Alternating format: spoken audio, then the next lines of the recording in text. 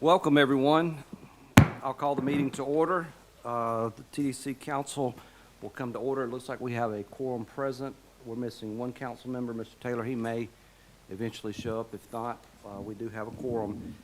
I want to thank everyone for coming out today. The purpose of today's meeting will be to discuss the budget for the TDC for fiscal year 2025-2026. At this time, I'll call up our Director of Tourism, Mr. Matt ADJOURN. Matt, if you want to come up and pick it up from there, you're recognized, sir. Thank you, Chair, council members. And meanwhile, while you do that, I'm going to go get my glasses. Certainly. So I'm going to let Ms. Wise-Coble make sure nobody gets out of order. Just wanted to thank you all for being here today. Appreciate the opportunity to look through the budget and have some good dialogue as we, present this draft budget moving forward. So really what I'm going to do is I'm going to take this opportunity to turn it over to Devin Payton from ONB Finance. He's just going to give a quick overview of how we got here and where we decided to set the budget to.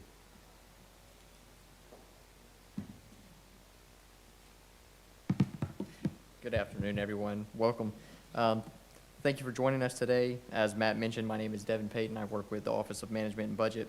Summer Alford is also with us today. Unfortunately, Melissa Thomason, our CFO, was not able to attend. However, we're present and available to assist with any questions or follow up with anything that you may need. So to help set the stage for today's discussion, I'd like to begin with a brief overview of where we currently stand in this fiscal year. So if you could pull up the first page. Sorry. No, you're fine.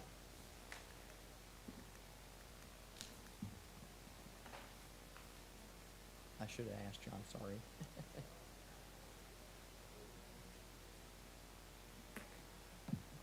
If you can't get it, I can just go over the numbers.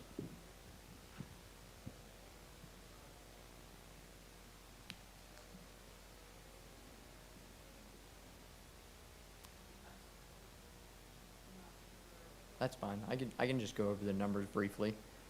So the total TDT revenue for fiscal year 24 was approximately $60 million. We've seen a flattening in revenue growth since the peak in 2021 when it reached its highest point in post-pandemic tourism activity. Our current financial data to date shows TDT collections at $14.7 million. That's roughly a 9% decrease over last year when compared. And then for fiscal year 2024, for expenditures, they ended at $51.7 million. These were allocated across various programs that supported tourism operations and services. So when we were looking ahead for this coming up fiscal year, we proposed remaining flat. So you'll see that the budget is at $55.3 million. That's what it was roughly at last year. There was no large programmatic changes or shifts from the departments that sent the request to our offices. I'm happy to answer any questions you might have of the overview before I kind of hand it back over to Matt. Any questions for Devin? Yes. Vice Chair, Wise-Coble, you're recognized. Thank you.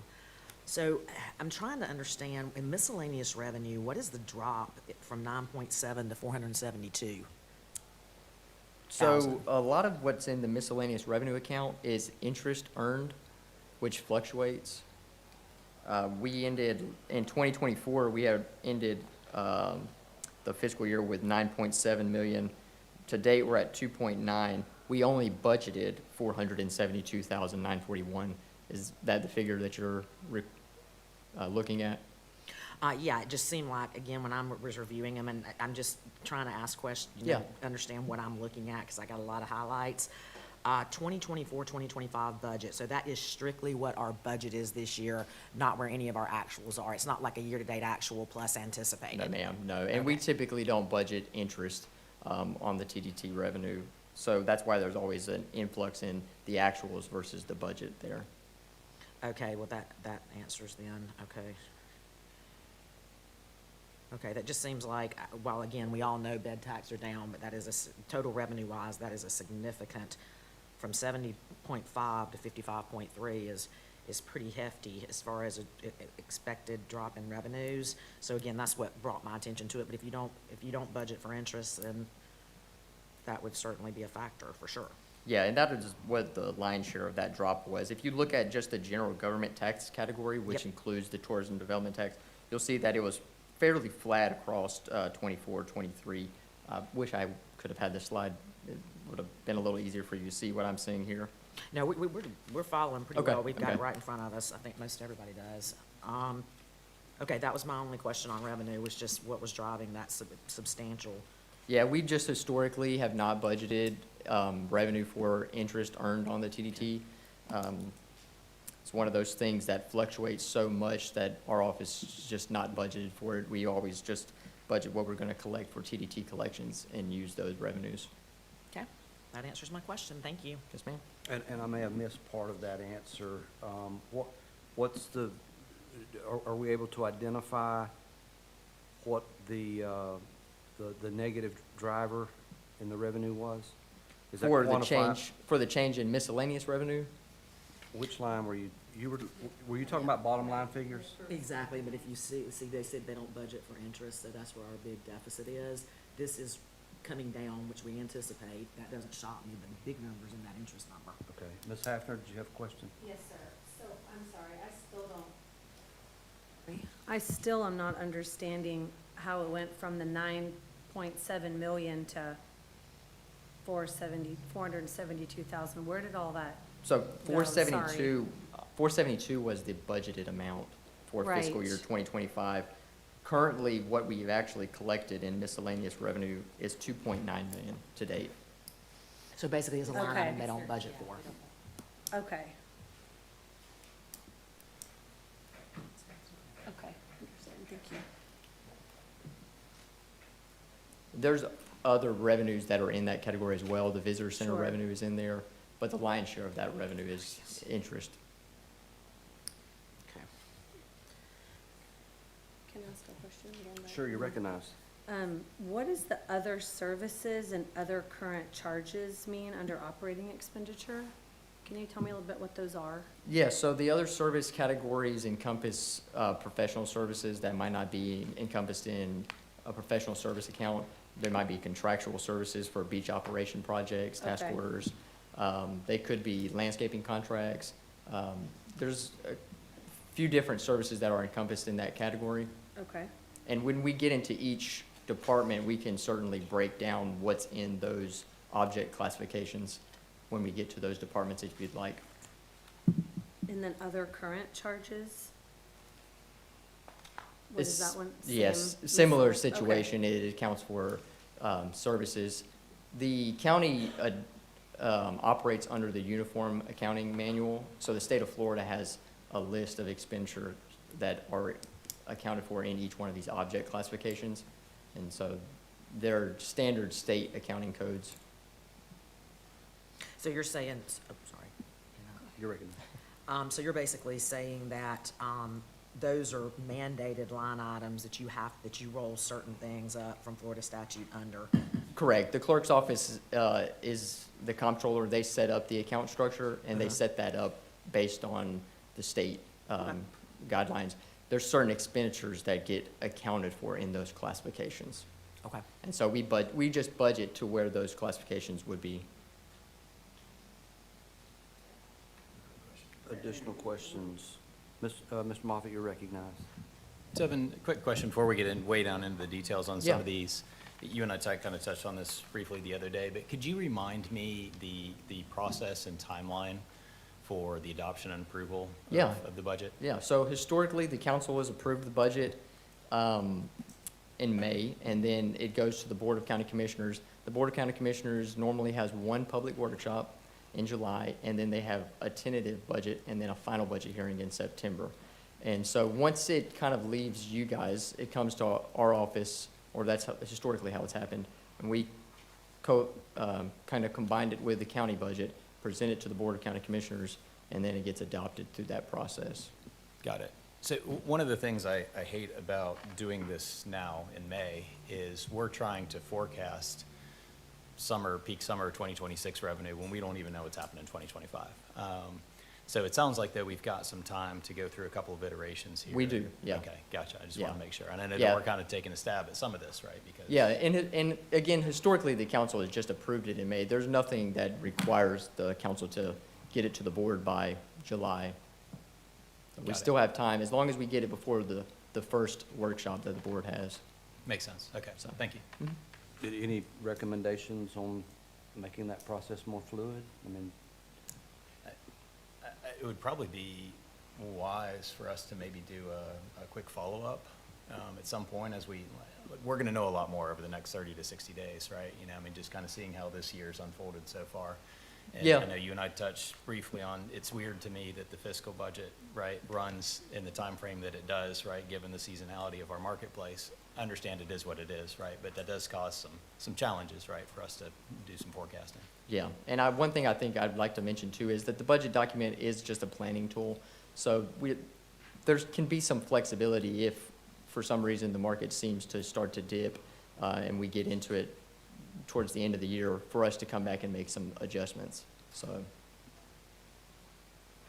Makes sense, thank you. and we certainly want to be accommodative just because, you know, it's been done a certain way in the past, as long as there's no constitutional prohibitions. So, you know, I want to make this a productive working group. So anything that anyone may have to offer that can make us more efficient, more fluid, more helpful, so that we can continue to do what we're good at, then, you know, let's don't leave it uncovered. Commissioner. Ms. Steele, you Thank you. recognize. I had a question about other uses. I know it wasn't budgeted for, or we didn't have an actual in 23-24, and then it was budgeted at 5.4 million in 24-25. Can you explain what's included in that? Yes, so the other use / contingency account has historically been used as an account to accommodate for the penny classifications. So as some of you are aware, the Tourism Development Council, when they adopted the pennies, they named them, and as such, they had classifications for them on what they thought those expenditures were for.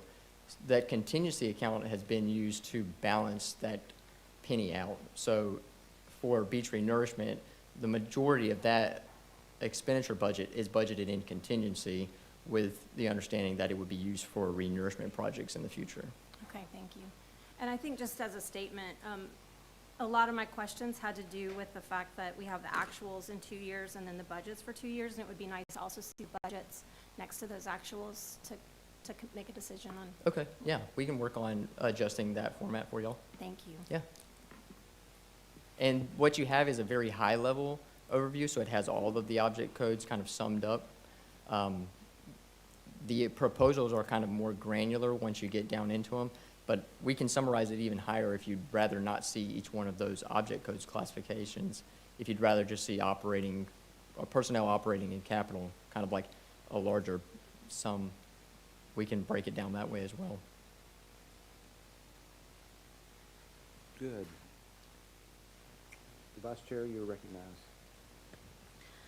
Okay, so I had a few more. We seem to all still be on this overview and roll-up. Is the clerk TDT commission just a percentage?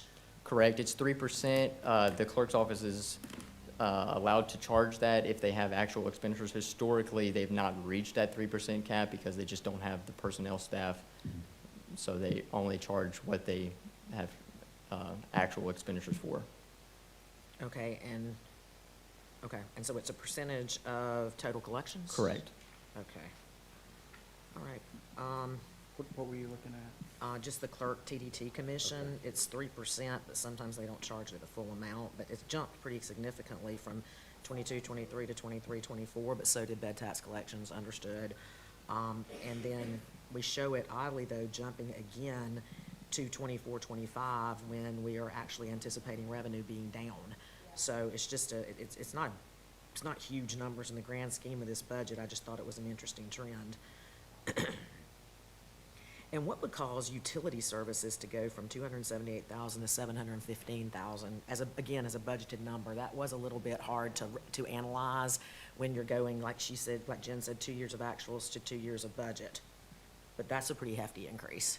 Yeah, so the budgets that were submitted to our office were the proposals that were submitted from the directors.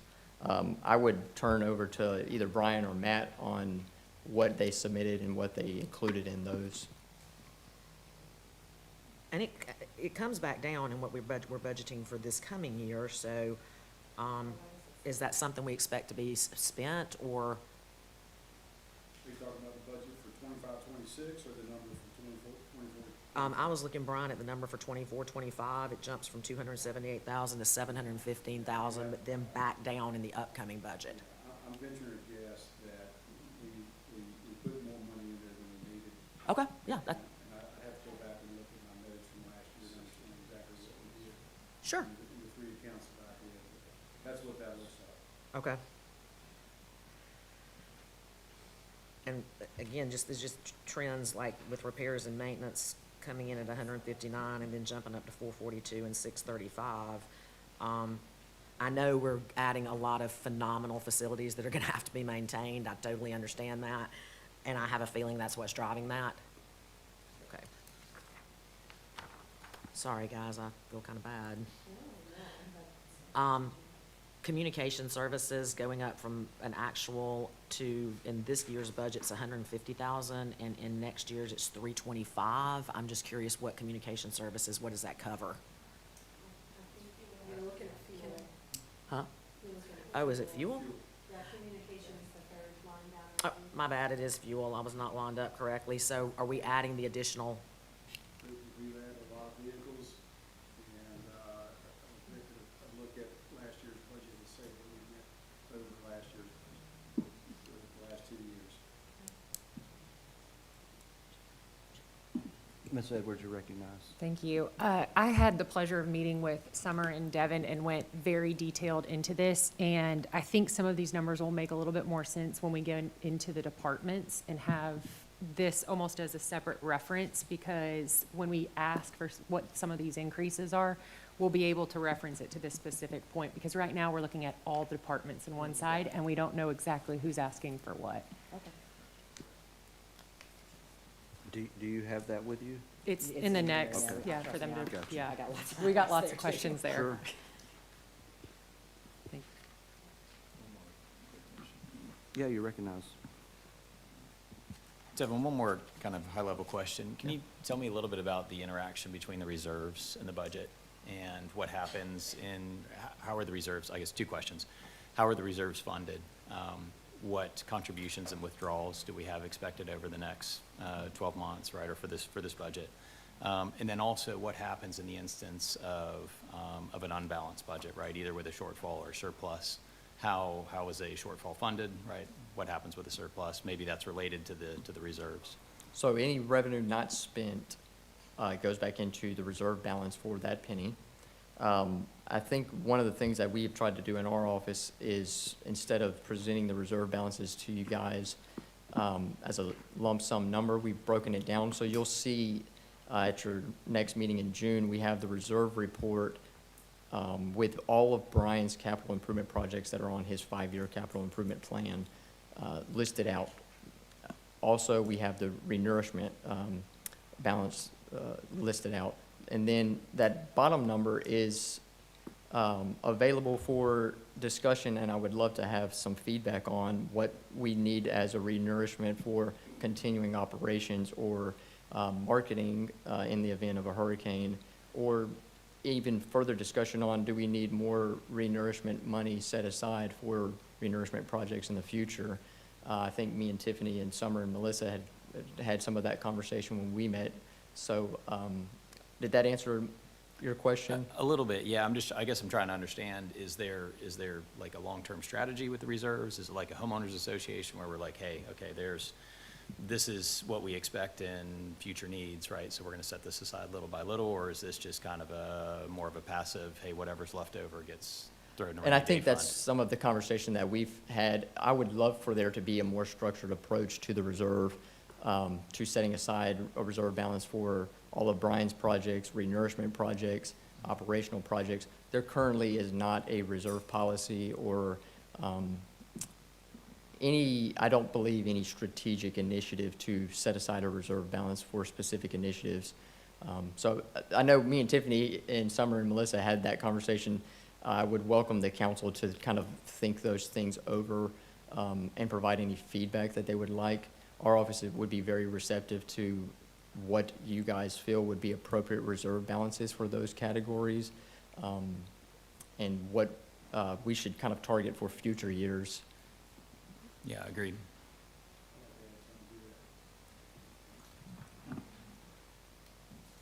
Mr. Kellenberger, you recognized? Appreciate it. Thank you, Chairman. Brian Kellenberger, Director of Beach Operations. So the answer to the question is unspent budget and unanticipated revenue is what makes up reserves. So over the last 8 or 10 years, there has been a fairly large amount of unspent budget. Think 2015 through 2019. And then in 2020 through 2024, we had a fairly large amount of unanticipated revenue. Along that time, we were buying land and putting together capital improvement plans for that land. And as we did that, we were setting aside that reserves as we could out of the pennies that are available for that. The other 3 pennies we have, or really 2 pennies we have, which is beach renourishment in the shoulder season, or what we call new product development. Beach renourishment is what it is. New product development, there was some unanticipated revenue in that, as well as some unspent budget. That stays in what I call Kelly and Matt's arena for promotions and marketing and PR and communications. So that's where all that excess revenue has come from. If you look at it, the bulk of it is beach renourishment, because we have not taken on any beach renourishment projects since 2007. We have spent some money in it with our HSDR project of 2014, 2015, 2016, and then we've recently committed some money out of that in the 2024 budget for a restart of that HSDR project. That's a large-scale beach renourishment project. All right. And so in the reserve balances that you see every other month, now every month, you'll see some money laid out for the capital improvement projects, like you said. And then there's a certain amount of money that we have set aside for what we'll need in the event of a catastrophic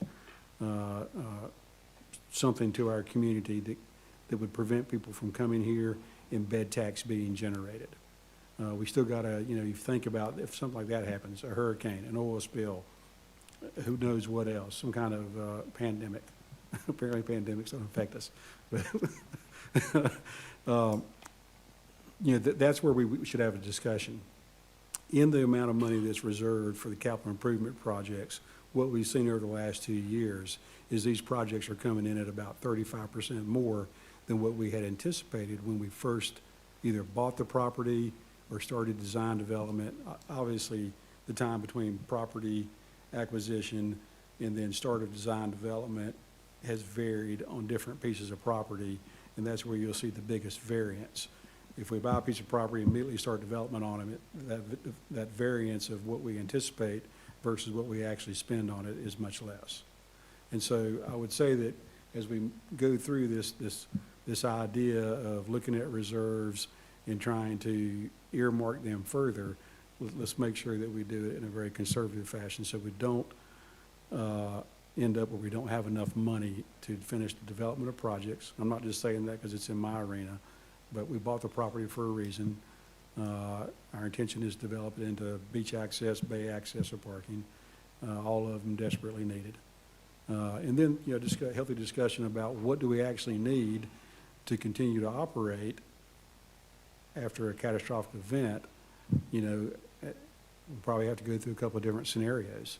The oil spill, I think everybody remembers that, 2010, 2011, 2012, 2013. It was, there was other economic situations going on as well, but by all means, it's probably a good discussion, but I just wanted to add that in. Earlier, you asked a question. Did you get the answer you wanted? Question, I got a lot. Oh, yeah. Well, the only No. thing I was thinking is, are No, we, it wasn't about utilities, it's about the accounting structure. The question you asked seemed like you asked, did we put accounts in there because it was mandated by the state? No. Here's how my brain works, Brian. I always like, when I'm looking at my financials, I like the line item title to match the type of expenditure. Right. So what I was trying to get at is, you're not allowed, just because Amy doesn't like the way that reads, to change it to contracts, et Gotcha. cetera. Okay. So I did understand I thought the you were answer. asking, is the account in there because it has to be in there? Oh, no. And the accounts are in there because we have a need for the money in an account. to Oh, spend it. yeah. No, I was got looking you. at the title of it, and its relation to what's being put in it. Any additional questions for our beach operations director? Seeing none, any questions left for Devin? None. turn it Mr. back. Taylor, while you were out, we nominated you to 3 more committees. And you gotta be at all the board meetings to take notes.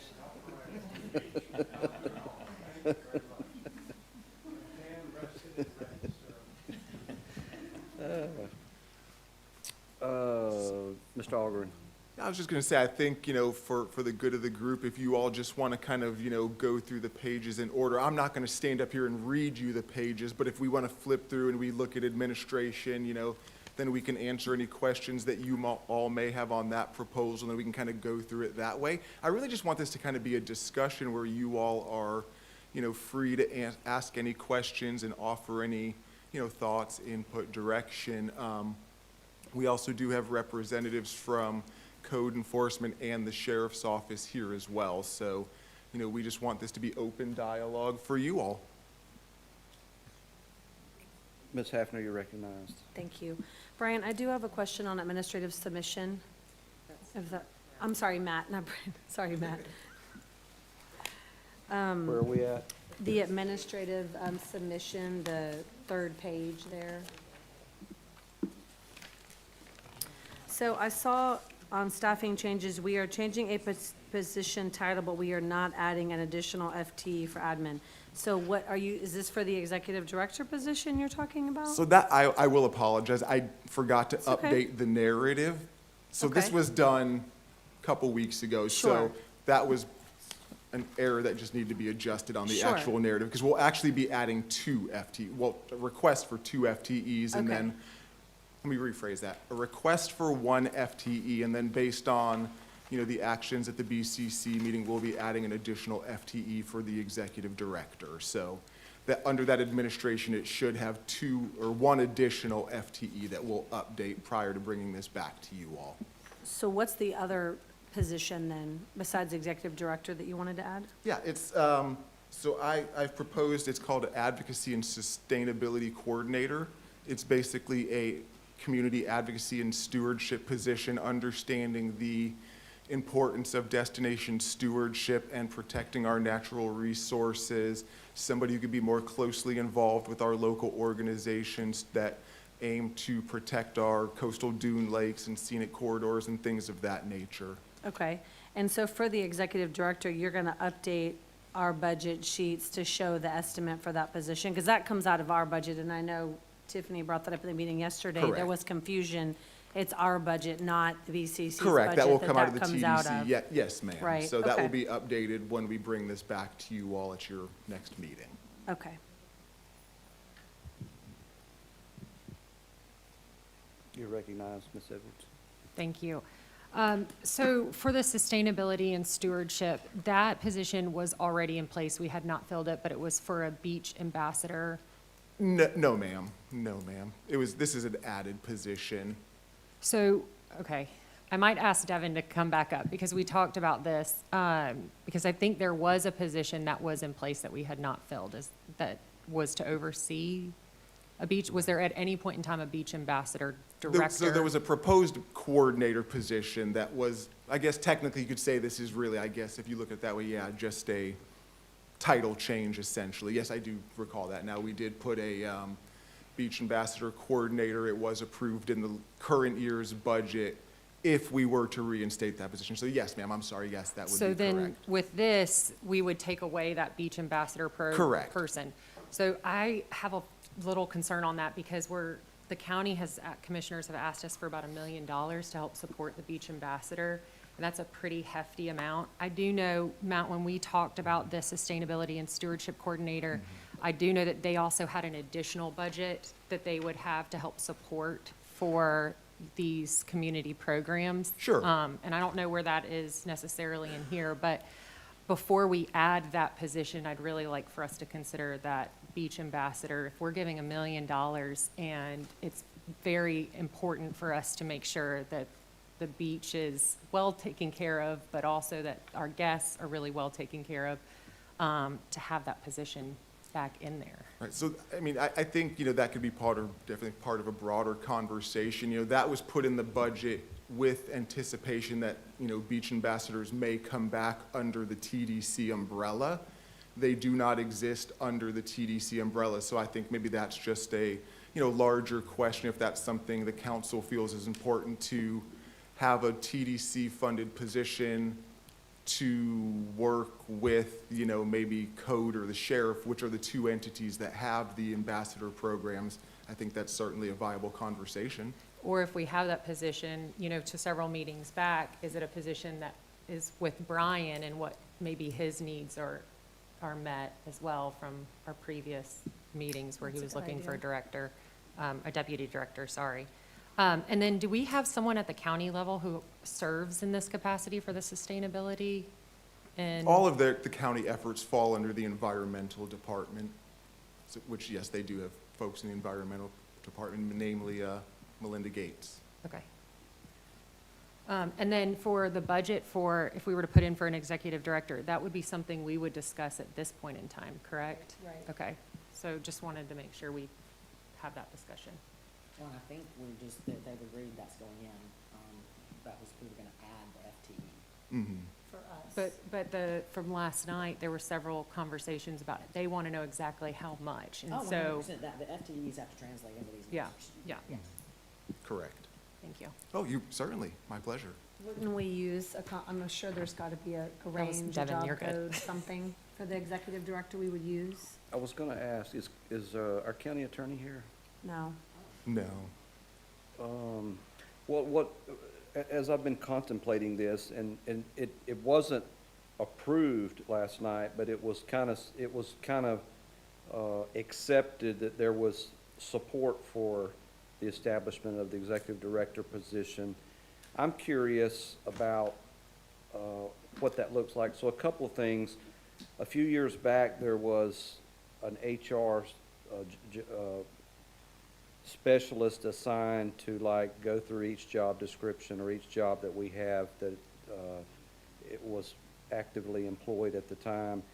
And then there was a range that was established, and it was based on, I guess, some HR science policies and procedures from some handbook somewhere written by somebody really, really smart that does this kind of stuff. And that's what's been utilized, I believe, in the last few years about establishing baseline ranges.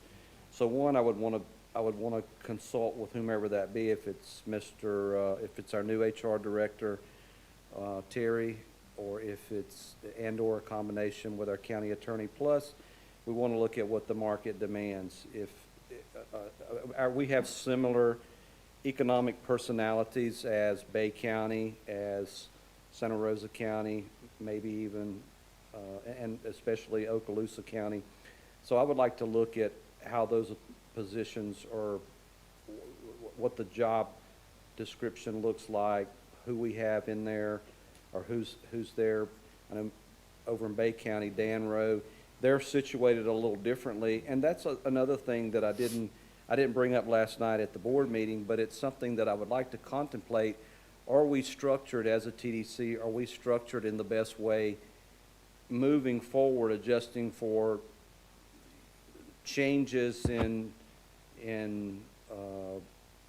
maybe the economic situation, the fluctuations in economic tendencies, or if we, if for some reason we have to make adaptations and things like that?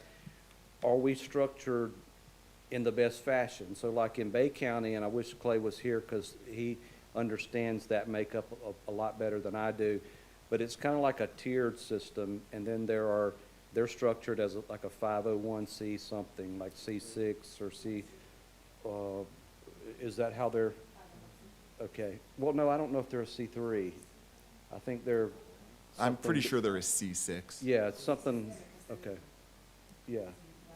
So, and then there are other maybe avenues to create greater participation and things like that. So I haven't brought that up to the board, and maybe I wanted, this is the appropriate place to kind of throw that out, but to be thinking is, what do we want to look like? Do we want to be just a unilateral panel that, you know, is a policy advisor, or do we want to be structured a little differently? So kind of be thinking about that. And that's over in Bay County, it seems to work to fit their needs. Something like that may not work here. I don't know. It's something that I kind of want to, I want to put the balloon up in the air and see what happens. Okaloosa structured a little bit differently. So everybody's kind of got their unique disposition on how they're structured. And if we need to make changes, then let's explore that. So as far as the range, I want to know what our neighbors are doing as well. And we're not a small economy. We are a national destination for visitation and recreation. And we compete with Las Vegas, and we compete with South Florida, and we compete with the Cape and New England. I mean, we compete, we attract customers all over the world, and visitors. So we want to make sure that we have the talent that's equally equipped to manage that. So that, I don't know if, I guess for today's purposes, we could say, we could put together like a range. But then I don't think any of us really have any numbers in front of us of like what our neighbors, unless you just happen to have that information on what our neighboring partners are doing. And then you would, obviously the salary would be one number, and then the benefits that are associated with that's going to increase the cost maybe 30 to 40 additional %. So whatever the range is, we want to contemplate for the maintenance expenses as well. So with that said, anyone else have anything that they want to offer on that, or a starting point? No, I think that you're dead on, and what I would have expected is that we indicate we want the full-time person added, and then you would come back to us based on research similar to what Commissioner Chairman Drake has asked, and tell us what you think that range should be, with the understanding that we expect that to be in the budget with the affiliated expenses. Agreed. Yep, will do. My pleasure.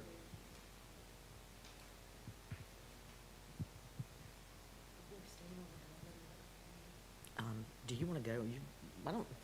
I know Tiffany spent a lot of time on this. Would it be okay if we just let her? She wants us, I think, kind of to get to more of the nuts and bolts. Is that fair? Let's just stand back and get out of the way and let her rip. I agree. You have the hammer. Go ahead. So, never been told I was quiet, so here we go. But again, Summer, Melissa, and Devin spent 2 hours with me combing through all of this. And so if we go through, since we're on the admin side first, and talk through, I know in our last meeting, some of my concerns is having kind of these buckets. And while we don't use the money, if we don't use all of the money, it goes into reserves. But it's available there to use it if we keep it in that bucket and we're not kind of line itemizing things out. And so I just want to talk through, if we start from the beginning to end. So I'm starting on the admin. So, and What then if we, page? sorry, it's the 4th page, so it's the first department after the main budget. And then I know Amy's kind of short on time, so if we want to move to the beach operations or the sheriff's department after that, that sounds good for me. Not good for me, but if anyone else would agree. Okay, so one thing I want to make sure we first draw our attention to is the other uses and contingencies. So we have 6 million. So I want to make sure that overall the council understands what that means, because that number can change. But just if you will explain what that contingency Certainly. Yeah, outlines. that was the dollars we identified based on the conversation about the proposed PGA, with the understanding that we did not want to fund that if it were to be funded out of reserves. So that's what that $6 million is for that first year of the PGA, if that does come to fruition. So Devin and Summer worked hard to kind of identify where we could pull that money from without using the reserve balances. Yeah.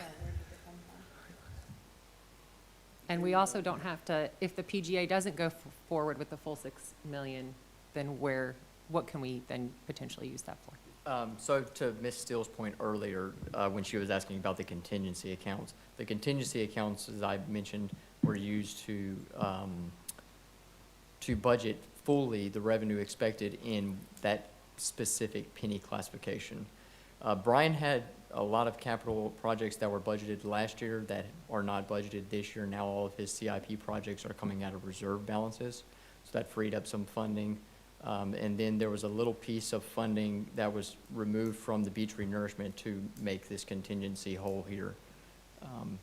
As I mentioned to Matt, this contingency is up to the council on how you want to see it budgeted. It's there. It can be reallocated back to beach renourishment if needed.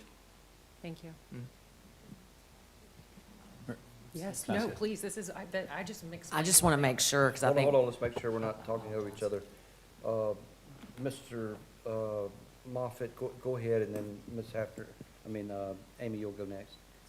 One quick question on that. So it sounded like, and maybe this is just me being a little cynical, but it sounded like instead of taking money for the PGA out of reserves, we were taking other money out of reserves and putting, it just sounded like we did a little shuffle there.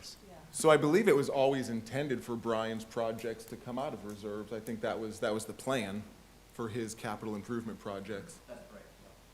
Okay. Yeah, and the money, to Ms. Steele's point, the money that's budgeted in that contingency account was never historically spent when it just went back into reserves. Got it. So it is, and essentially, it can be reserved still, or it can be current year revenue. It's how you kind of want to lay it out in the It budget. just seemed like we were pulling one thing out of reserves versus another, right? It's just one pocket or another. Well, and Madam Vice Chair, you recognize. Sorry. No, you're good, you're good. So basically, I just want to make sure that we're not giving, like, one thing I think we were all clear about, Brian has the funding that he needs. This is not, this $6 million in this line contingency is not penalizing beach operations in any fashion. No budget submitted to our office was modified as submitted to us. Fair enough. Thank you. Mr. Kellenberger? I think he's gonna come Appreciate with a it. however, So- comma, but. So, pardon me? I think you're about to say however, comma, but. Well, there's actually this old movie from 2006. Got these two old rangers going into a cafeteria, and the lady walks up and says, "What don't you want?" And so that's really what we're going to come down to, is what don't you want? All right? We can talk about where this money came out of. If you look at the beach renourishment penny, it's at 4.5 million. That's not the traditional amount we've had in there. 1 penny is 20% of the budget. 4.5 million is not 20% of this budget. I don't know, once again, me and Matt have learned that we're not the final determiners of how tourist development tax is spent, so I don't want to step on any toes. But we need to make sure that we're asking all the right questions about where's this money coming from. It's apparent that this PGA program has a lot of interest. As with everybody and everything in Walton County, interest is based on motivation. And you've probably heard me talk about pure motivation and unpure motivation. I don't want to get into that whole discussion because I know other people have different motivations. People that are bed tax collectors that are seeing a decrease in revenue and think the PGA tournament is going to bring more people in to stay in their accommodations, they're for it. Yesterday, there was a lot of people in this room wearing golfing shirts. I joked with Bob LaSalle, what'd you do, give out free tee times to get people to come to the meeting? I get it, okay, we all get it, but we all need to look at it,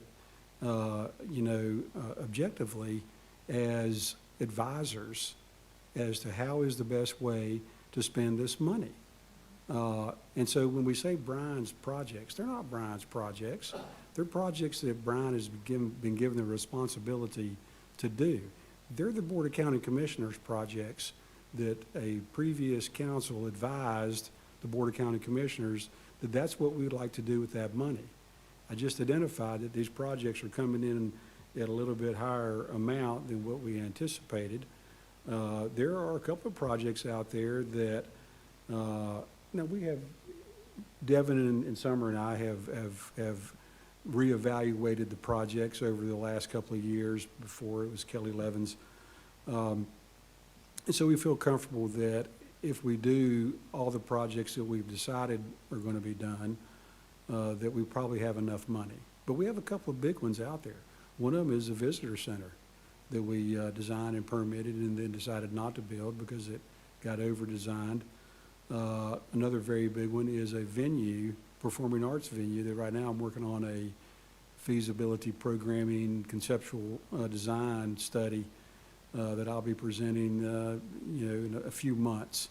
And it'll give us a good idea of what that's going to cost, but more importantly, what is it going to cost to run that thing annually?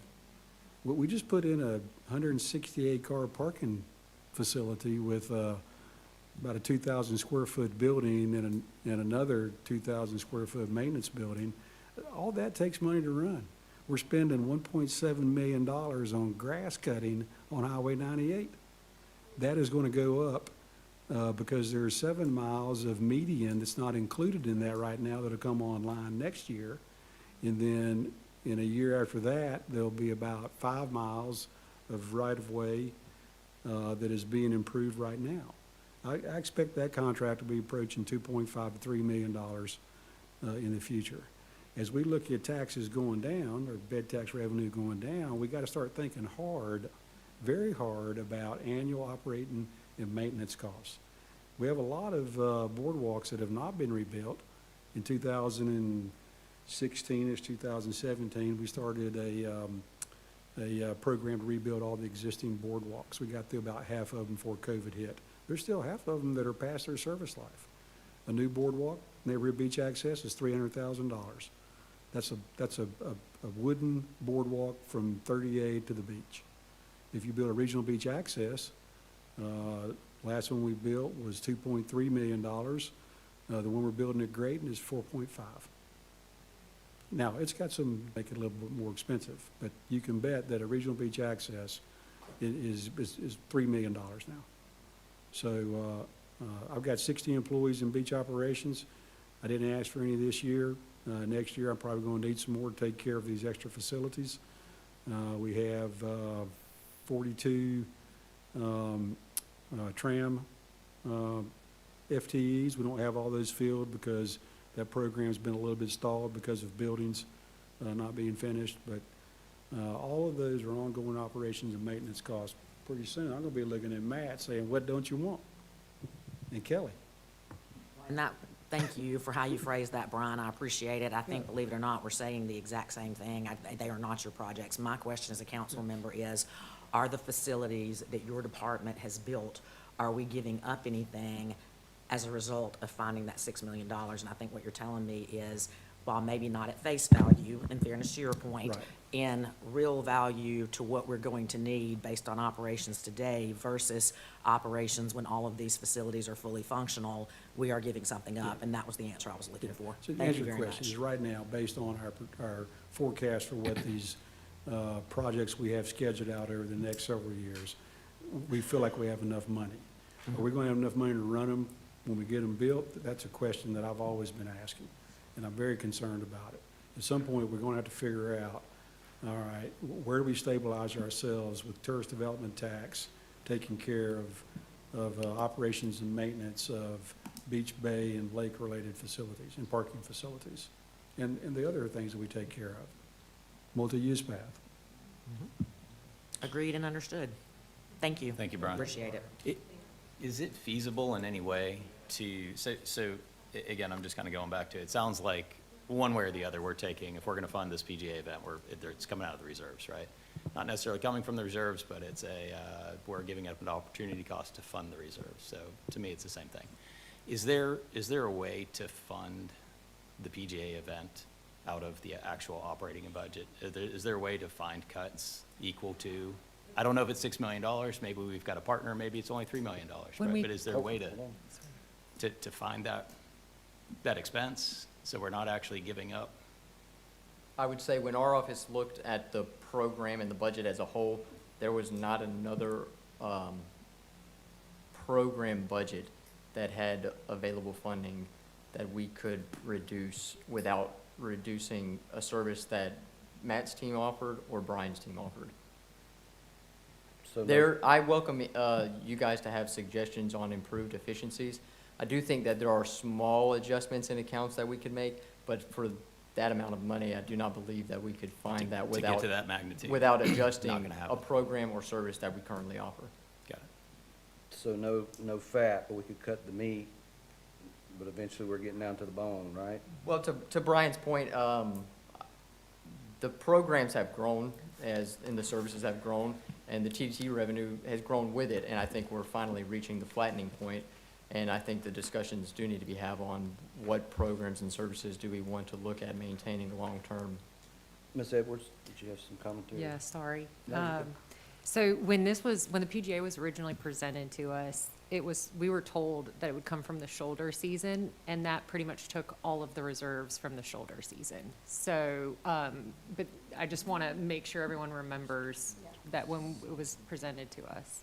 Yeah, Is it- when we originally had proposed that, it was the idea of understanding that we had approximately 22 million in the shoulder season reserve. So it was the idea of, if we're looking for a place where we could fund it at least in that initial year, that seemed to be the most appropriate place without touching, the existing budget. So I think that's part of the dialogue, right? Is where could it come from?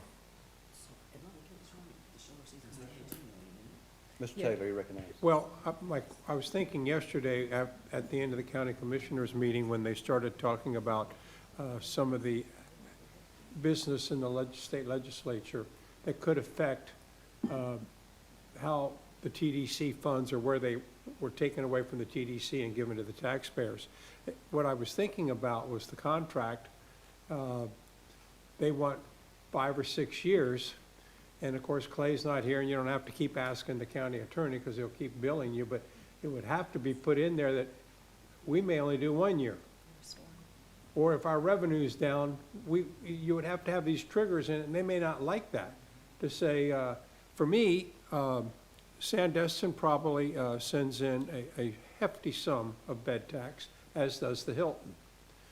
I don't know how much those two send in every year, but obviously, they are the most logical place, and they would benefit from it. Ocean Reef with 550 properties, I don't think we'd get a single guest from the tournament.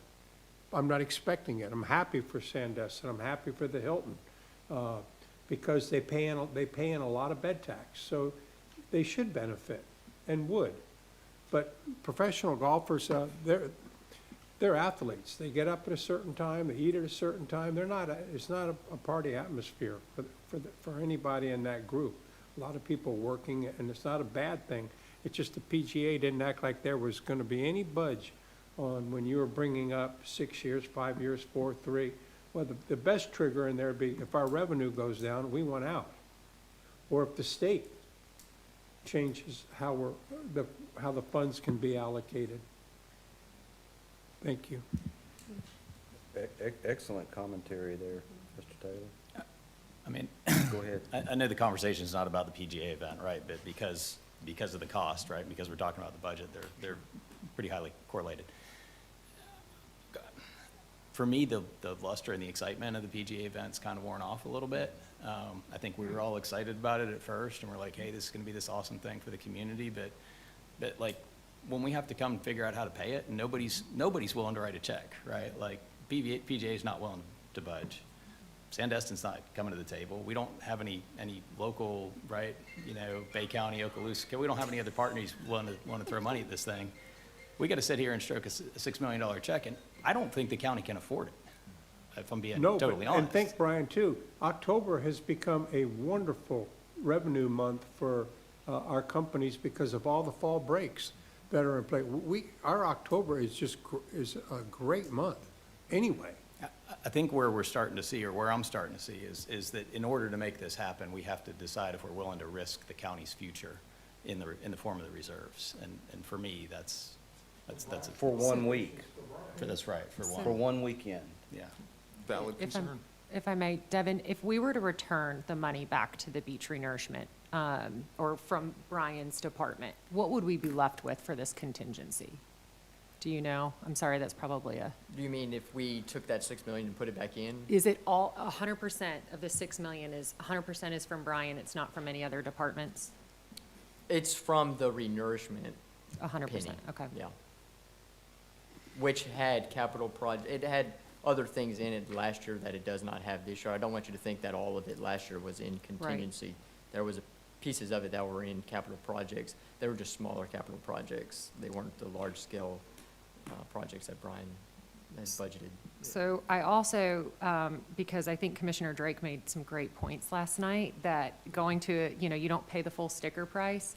Well, we don't have 6 million just sitting there ready for anyone either. So I would love for us to look at that.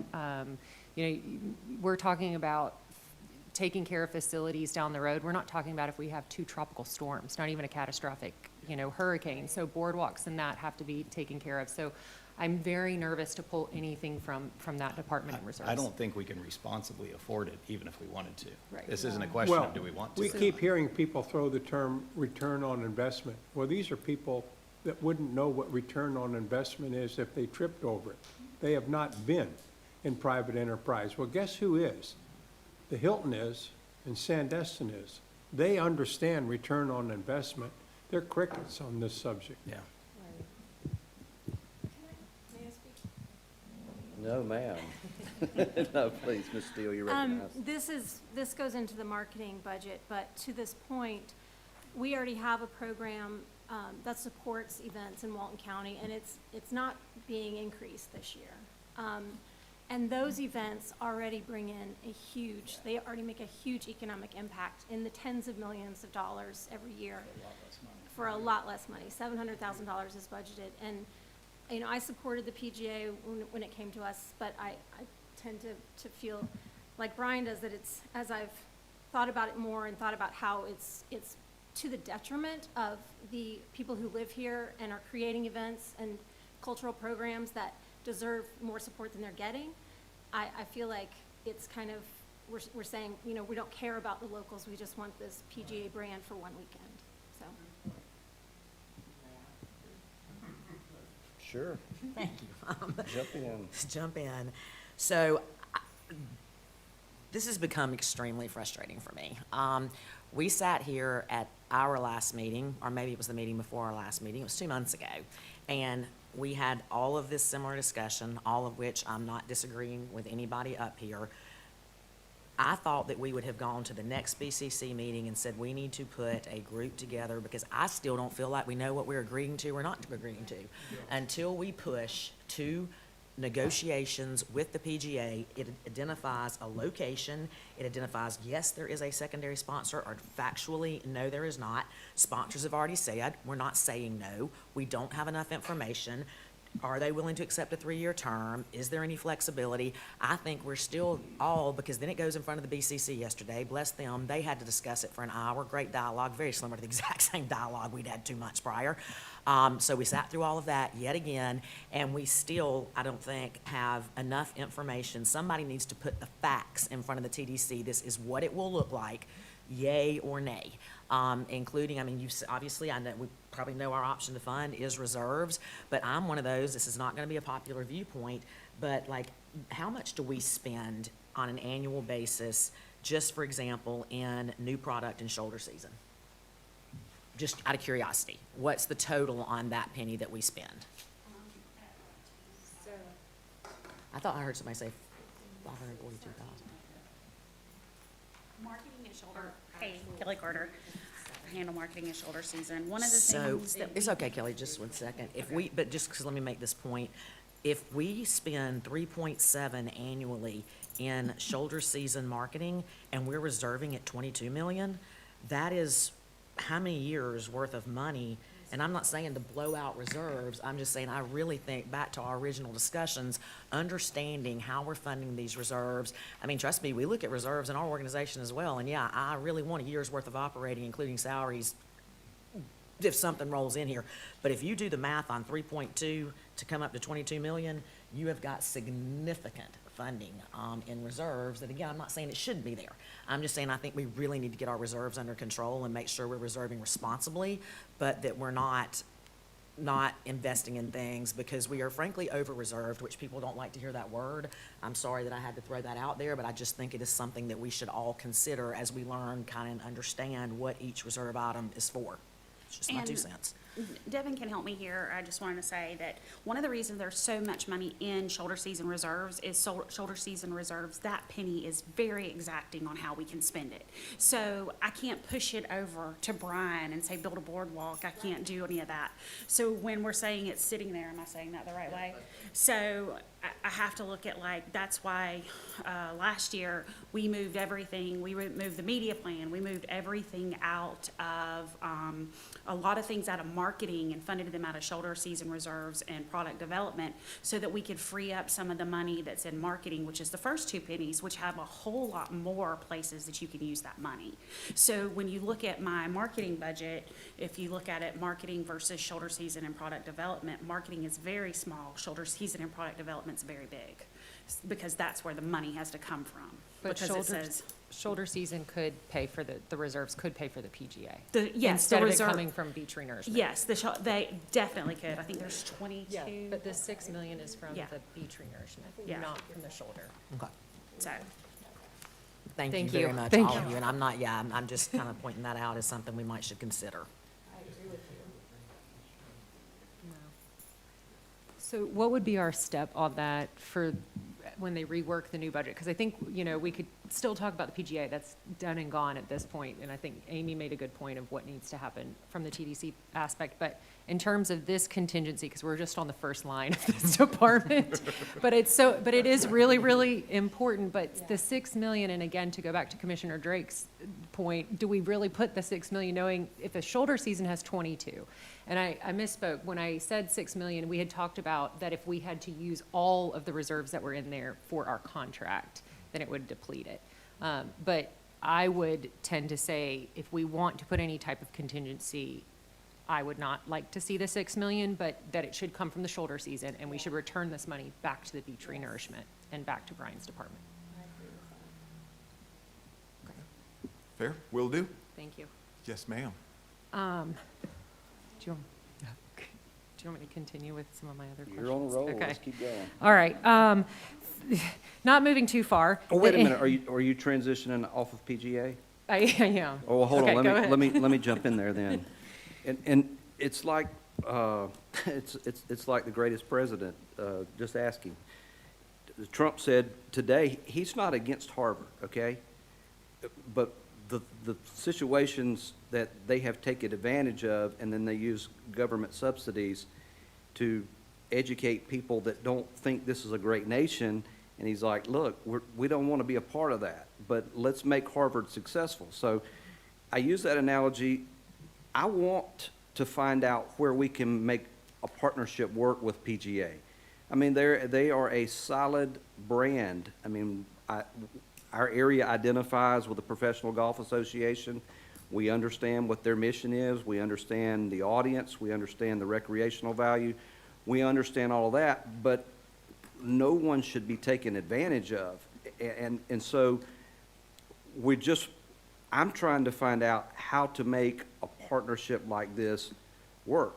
And what I saw yesterday, and it happens all the time, and that's, you can talk about the positives of the Sunshine Law, and you can talk about where the challenges are in the Sunshine Law, is that because of the Sunshine Law, we can't have interactive dialogue out behind the curtains. We have to put everything out here, and it's recorded. It does make it a little difficult, though, when you're trying to negotiate, like the sale of a piece of property. And a lot of times when people come before the county commission and they got this idea, they can see it on our faces. They're like, man, they're ready to buy this piece of property. They're going to jump on it. Why would I lower the value? Why would I lower the cost? And right now, in order to turn the lights on and, see where everything moves, you got to be prepared to walk away from the deal. It's just like the discussion on tariffs. Is there economic value in tariffs? Is there disadvantages in tariffs. The market finds a way to work that out, but you've got to be serious about walking away. And so that's what, last night, it was like, I mean, you could count to 3 or 4 easily, and I'm like, well, why would anybody else put any skin in the game? Because they could tell that the board was just ready to buy in until we establish like what's in it for us. Because right now, you have a private organization that's coming to government and saying, hey, we want to partner with you. But so far, we're not getting anything out of it other than, these ROI runs that are generic runs. And it's just like, I mean, you hear it in your business, a salesman comes into you and they give you this ratio, if it produces 6 to 1, or if it produces 32 to 1, and a lot of times I want to ask, well, if it produces 7 to 1, then why are we investing another dollar anywhere else other than that produces 7 to 1? So what I'm hoping that like is happening with this conversation is that the partners that stand to substantially be improved or benefit from this arrangement would know that, hey, listen, that they're getting ready to walk away from the deal unless you guys step up. And I hope that's where the conversation, and look, if we're not what they want, they will. They'll be like, well, you know what? We tried to make it work in Walton County. They weren't really interested. We'll go back to Las Vegas, or we'll go to Mississippi, or we'll go to Tennessee, or we'll go wherever. That's just the way it's going to happen. But if they really want to be here, they're going to get together and they'll be like, well, look, what's it to us? We got to put in $1 million. We got to do this. But it has to be presented to them. I mean, I guess our county attorney is our chief negotiator on this, but we've got to put something in front of them that says, the ball's in your court. And I guess we have to rely on our chief negotiator to do that. I mean, I don't know what else can we do collectively here. Well, we had made the motion to have a TDC representative, and I didn't stand up in the middle of the meeting yesterday, but I would like for you to be our TDC representative, to negotiate some of those to the points that Amy had said is what is our concern. I mean, one of the other things that we had mentioned is if there's a storm, what happens? What are we liable for money-wise? And then how quickly could we get it, or could we get it rescheduled? So there's a lot of other factors, but if you're willing, I'd love for you to be that representative since we can't all get together. Didn't we vote it would be a bed tax Oh, yeah, yes, so then change it. So then Amy. Well, Or you October, could change it, no, I'm just kidding. Make a motion. Yeah, make a motion, yeah, we can't make a motion, but at the next meeting, we could bring that. That was in. one of those things we nominated Mr. Taylor Right. for earlier. well, I'm going to help Brian Well mow. We rested have and 7 tan. more miles of shoulder, and so I'm going to be pushing it, of course, because of my workout routine that I've started. Thank you, Jennifer. One thing I forgot about we need to find, I thought I heard that the PGA, we had talked about if we were the primary sponsor, we could sell, or possibly co-sponsors, but I thought I heard them say that they could too, that the PGA, and Sure. if that's Yeah. the Yes, case, yes. we put up all the money and watch it be the Sandestin Golf Tournament, and that the PGA will sell them a sponsorship for a great deal, and we're sitting out here going, but we wanted to, I think I heard them say that that 6 million should be, they don't get to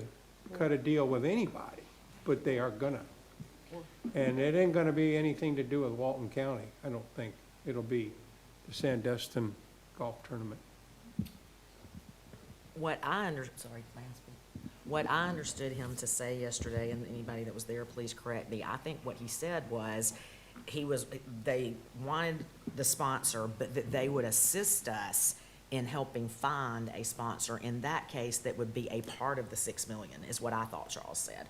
That's- I didn't hear it the same way. I think it's fine. We started at So 0. what I heard is that they want us to be the number one. They've got to continue to go out and get sponsorships for all their other items, which I still haven't seen a list of what all the sponsorships are, because there's a very significant drop from that 6 million. What they had said is that they wouldn't, any other tourism entity, we would have the exclusive on. However, the way that the contract that he was discussing, we would still be liable for that 6 million. It would be incumbent on us to find a co-sponsor, but we would be signing for that 6 million. I did understand it that way. But that he would go, again, maybe I misheard him, but that they would be willing to put their weight behind helping find a co-sponsor, making it the Walton County Classic at XYZ, whoever that person or entity might be.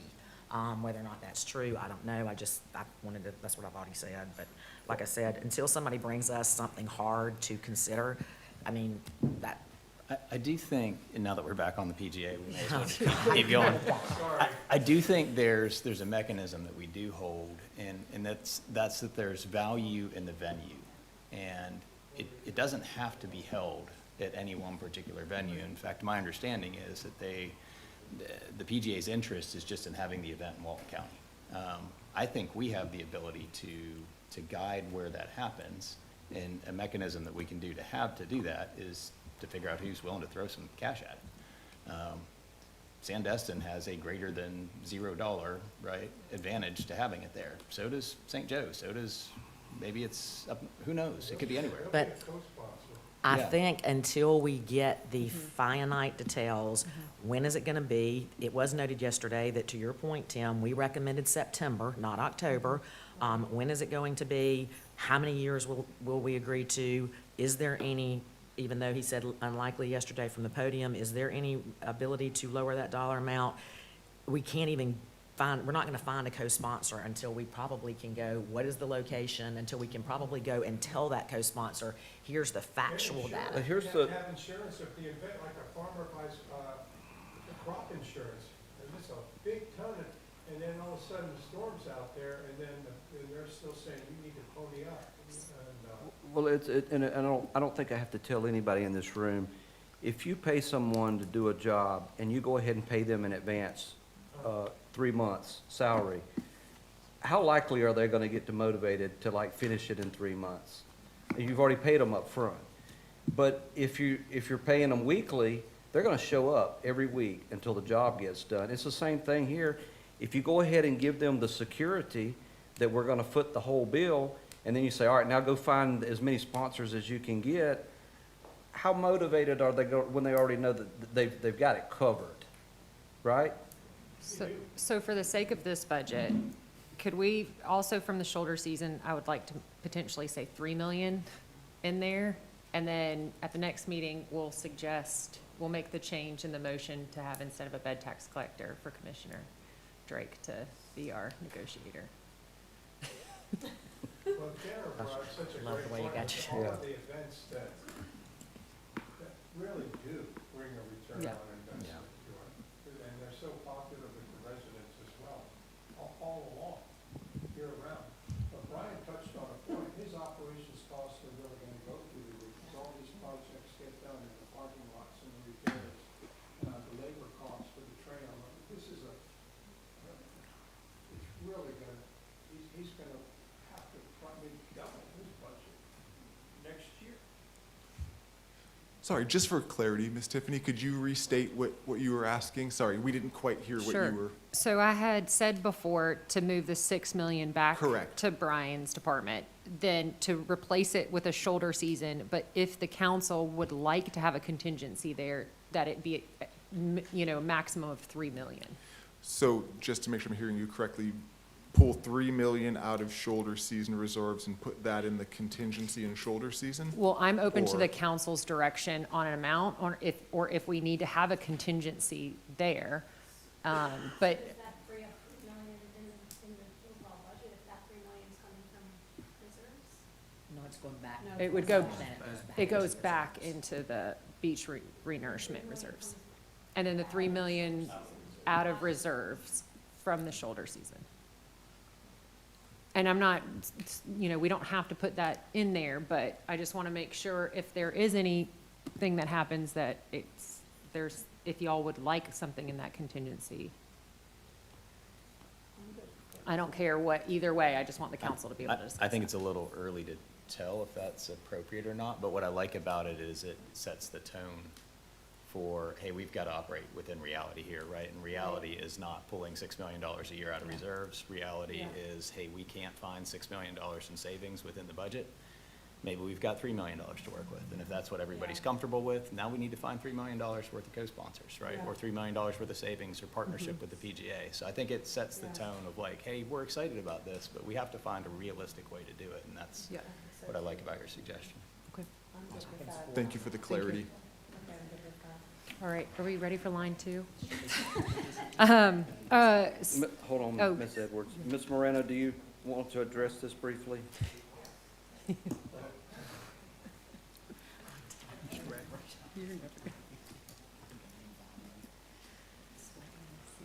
Thank you, Barbara Morano. I didn't know what the protocol was when you were going to open it up to public We're operating comment. kind of informally today, so Okay. go ahead. Well, first of all, I want to thank the council, for those especially who went to the TDC meeting, the Board of County Commission meeting. And just as a citizen, I'm really confused about the next steps when it comes to PGA. And I think you are. That's just what I heard. In 4 more weeks, I'm going to be sitting in the audience again for 6 hours, and nothing is going to happen. I think before you leave today, you must get something in writing that you are going to say, do, send, something, because we have nothing. Now, whether the $3 million could come from general fund, I don't think I heard anybody say that. Is that possible? Well, there again, we don't want to disclose our strategy, but if we know. take the advice of that Council Member Edwards added me to the negotiating team, and Clay and I sat down, we can talk those things, and then I can speak on behalf of this council. I could speak on what this body has recommended, and then what I would present to the overall board. But I could, and Clay and I would have the opportunity to say, here's what I can tell you right now is not going to fly, and here's what I think will, or here's where there seems to be, partnership interests or whatever, and they have to respond. And if they say pound sand, well, then we recognize right then and there that it's, the value added was not necessarily all that it was cracked up. But then they may say, no, I get it, I understand where you're at. But I mean, we can't really, that's why I think at this point, and I would give Clay some credit, is that we haven't publicly disclosed like what the terms of the offer are. And it's not really, you can't really do that in a board meeting. You can say, well, conceptually, we're not locking ourselves into 6 years. And, they understand that. But do we push the envelope? Do we just say, look, we're going to do this for 1 year and 1 year only to hear we're not interested? Or do they say, okay, maybe we are, or maybe it's 2 or whatever. But it's just going to require at this point us sitting down with them and saying, the ball's in your court. We've got the venue, we've got the space, we've got all the natural built-in marketing that has existed. The marketing that's already been earned. Look, what I'm hearing you say is, can we, the people who sit in the audience, citizens, expect on that next BCC meeting that you're going to go into a contractual conversation with Clay and yourself? I think the council wanted you to represent the council. Is that where you want to go, period? Well, we're up against the clock. Yeah. So, We only have 6 weeks. I mean, are Is you this- going to, I mean, everything you said would be in that contractual conversation. That's all it is. It would never be signed. Clay would never sign anything unless it comes back. And you don't want to reveal in the public sector what you're saying, but it would be in that conversation with Clay. Is that what you hope to say to the commissioners, that they would vote, which is what your motion was originally, to go ahead and have a contractual conversation? Or is that it? I mean, make it simple. I've got to have a KISS principle. Is that it? That you're well, going to go into a contractual we could sit agreement? down with them tomorrow morning and negotiate terms. And we kind of have, we kind of already have the blessing of 2 bodies to continue those discussions. It's just a matter, I understand why they haven't moved yet, because they're waiting on the government to stroke that big check. I get it. I mean, until you're ready to walk away, it just last Well, month. you still can walk away if you have that contractual agreement. I think that's Right. all everybody was saying, is just do it, and they didn't do it. Now we're a month down the line, and I don't see anything happening next month. I'm sorry, unless you say we're gonna go in there and have a contractual agreement conversation. That was the motion last night, or that was the direction based on our motion last night. So Yeah, they are supposed to. and they it will didn't be- happen. They may come No. back and say something to us first. That representative was sitting by me, and when the legislative comments came up about funding for the TDC, I let him know, I said, you're dead. You are dead, buddy. I said, if that happens, I mean, and he so- stayed all the way through that, but he knows. And I have a feeling, it wouldn't surprise me if he goes running back and go, man, they were kind of on the fence, and, you know, the county commissioners, you can get a contract, may not even vote for it. They may vote it down. right. The commissioners didn't know that there was a motion specifically made for this, and so once that was described to them, there was no need, Clay had mentioned there was no need for a motion because they had a direction to go into negotiations with a council member.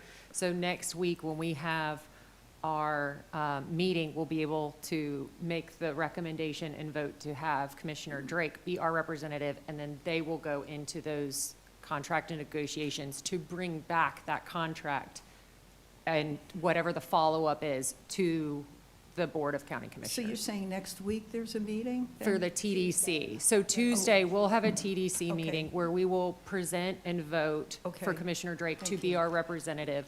Then they will move forward based on our motion to have Okay. those contract agreements no more, or no less than 3 years, no more than 5, or no less than 2, no more than 5. And there were some I don't know that you other even want to items. restrict yourself. If you would trust me with the, Yeah, with the negotiations, yes. then we could move, obviously, if I felt like I negotiated something that you guys would buy into and you didn't, then obviously it just fell through.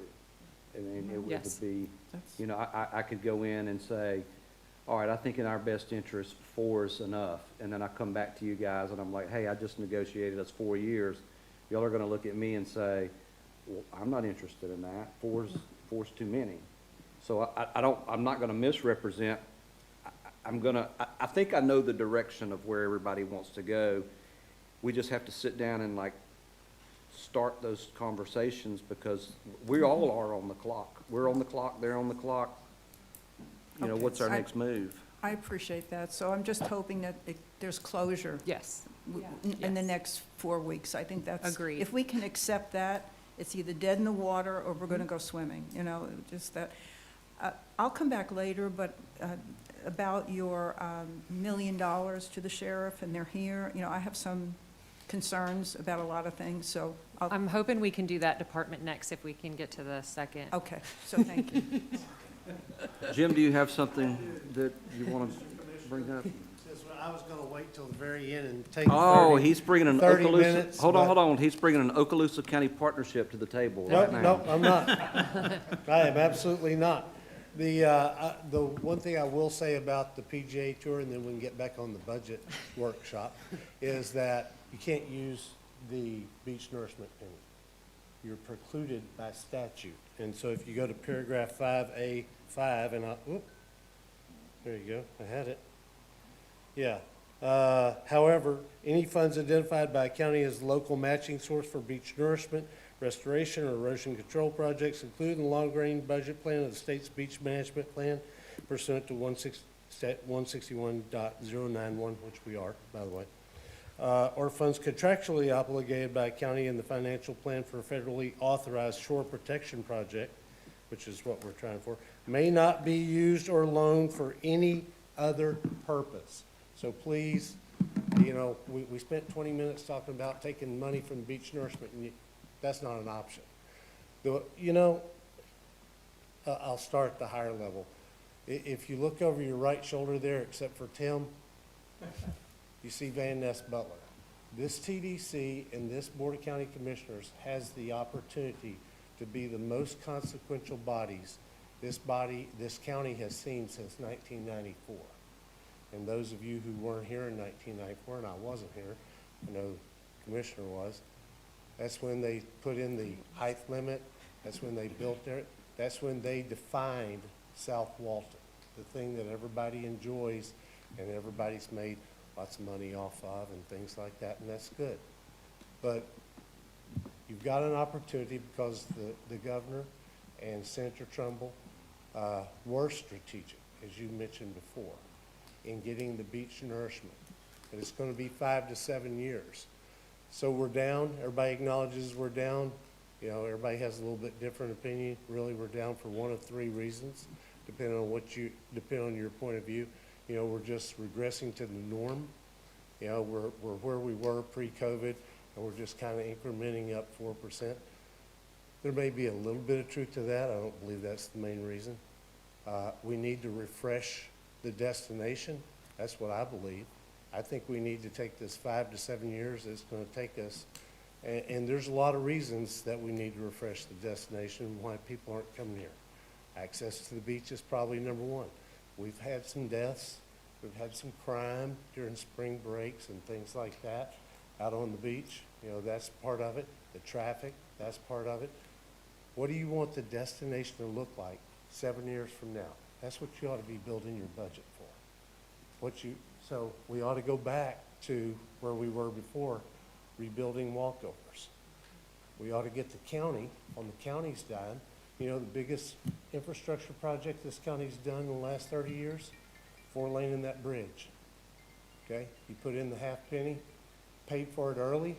You could do the same thing with undergrounding the utilities. You go down on sections of 38, you would think you were in India with lines going every which way, crisscrossing each other. You know, that's a resiliency. There are grants out there, both federal and state, to help you bury those utilities. Panama City Beach is burying their utilities, Destin's burying their utilities, and the gym, you know, 30A, nope, we're just putting more lines out there as we build more houses to connect them. So you need to think about, I would argue not to take the money out of the shoulder season contingency, but use that to develop the destination that you want to see in 7 years. You know, and then some people say it's down because it's just a normal fluctuation and, you know, we'll be back up next year. But that's not true. Florida continues to set records and we continue to go down. So I'm just asking you to put your budget where your vision is, just like Van Ness Butler did. That's all we're asking you to do. We talked about the $6 million.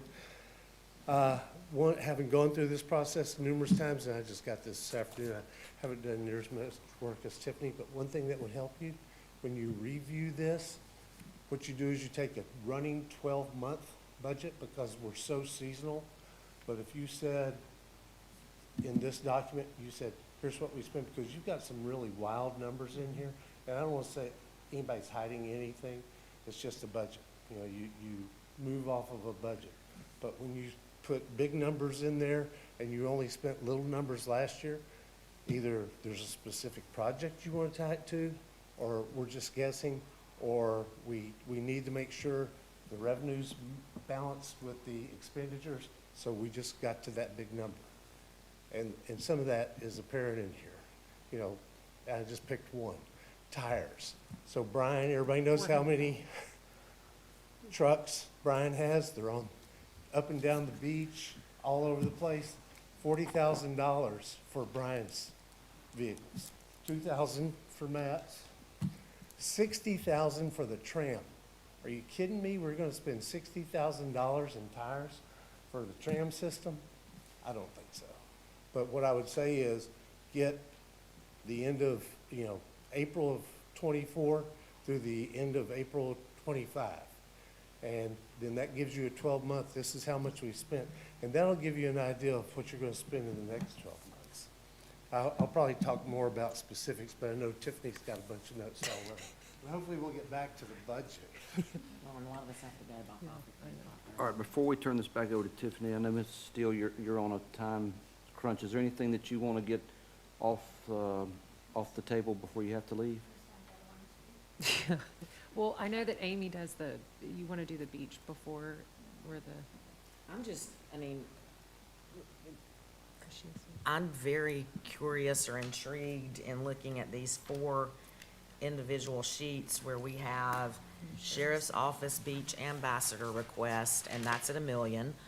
And this was a request from the BCC, approved a proposal of the Walton County Sheriff's Office to launch a Beach Ambassador program. So that's $1 million in funding. And then the Code Beach Stewards is another $379,000. And then the Walton County Sheriff's Office Beach Patrol is currently sitting at 3.5, but as I understand it, 1.7 was the radio project. Which is complete. Okay. So that was over, from my understanding, it was over a 2-year period. No? So do we might need to, it's, okay. Well, and then Code Enforcement Beach, over 2 million. And certainly I understood we paid for the lifeguard services that are in at 3.2. So I just think that's a lot of third parties, since they're not under the TDC. I just think a very thorough understanding that there's no, the difference in a beach ambassador and a beach steward. It just seems like a lot of funding in, that is going out with limited understanding of how it's being used, is how I feel. And I believe we're required, there's a limitation of how much of our budget we're allowed to spend. Is it 10%? 10%. 10%. And this would, this to altogether, if it stays in that department, would exceed that 10%, correct? At the current budget, okay. I don't know if someone from the sheriff's department wants to. Ms. Maroney also has one. Yeah, before we go into the audience, let's stay at the board level real quick. Do you have anything on that topic?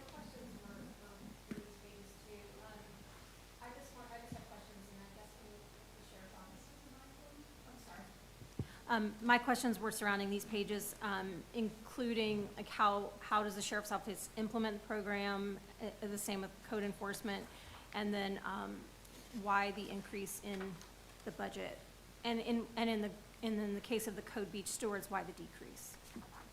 Is everybody's kind of on that same wavelength? Is Mr. Rowell still here?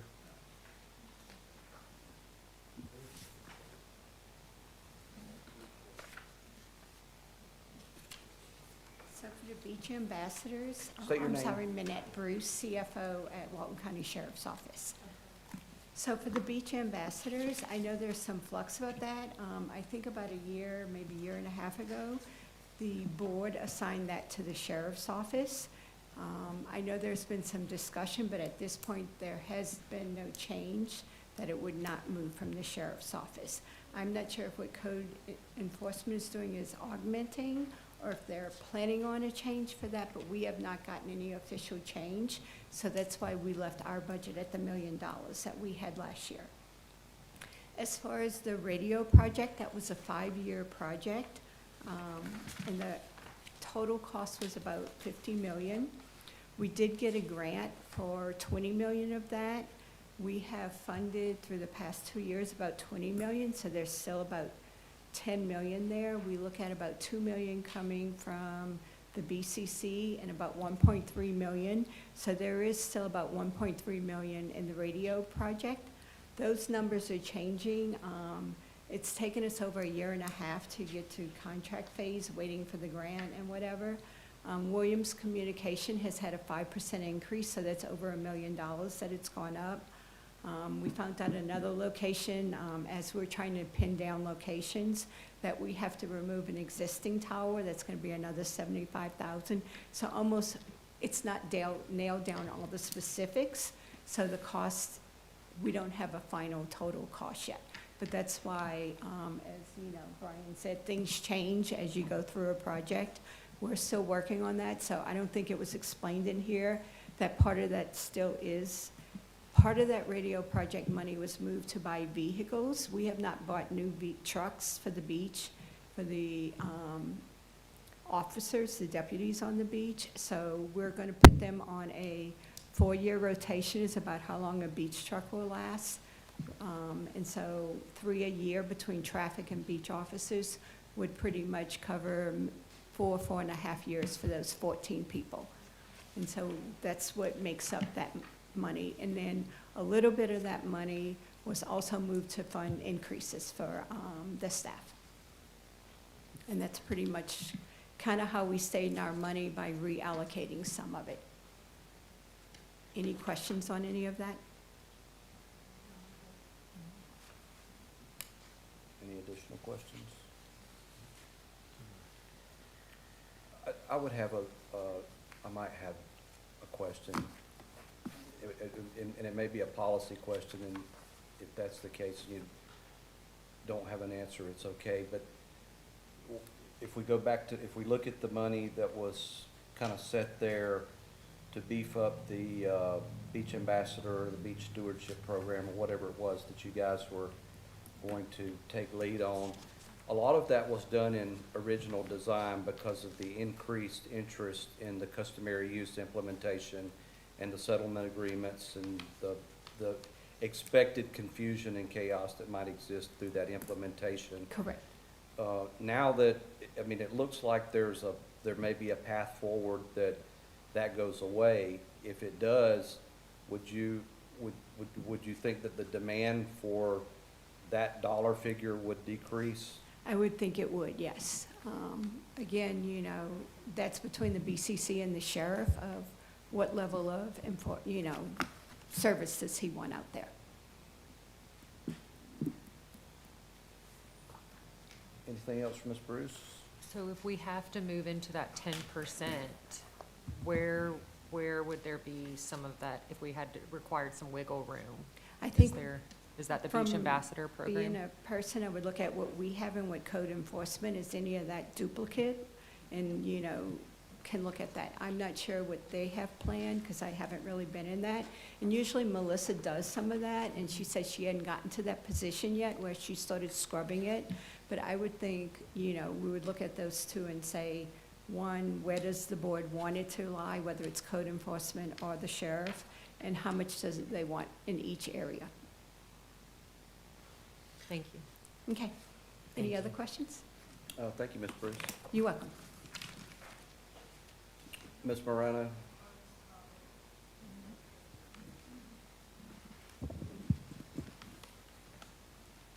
Thank you. This is the last that you'll hear from Barbara Morano today, but I did come purposely for this beach ambassador issue.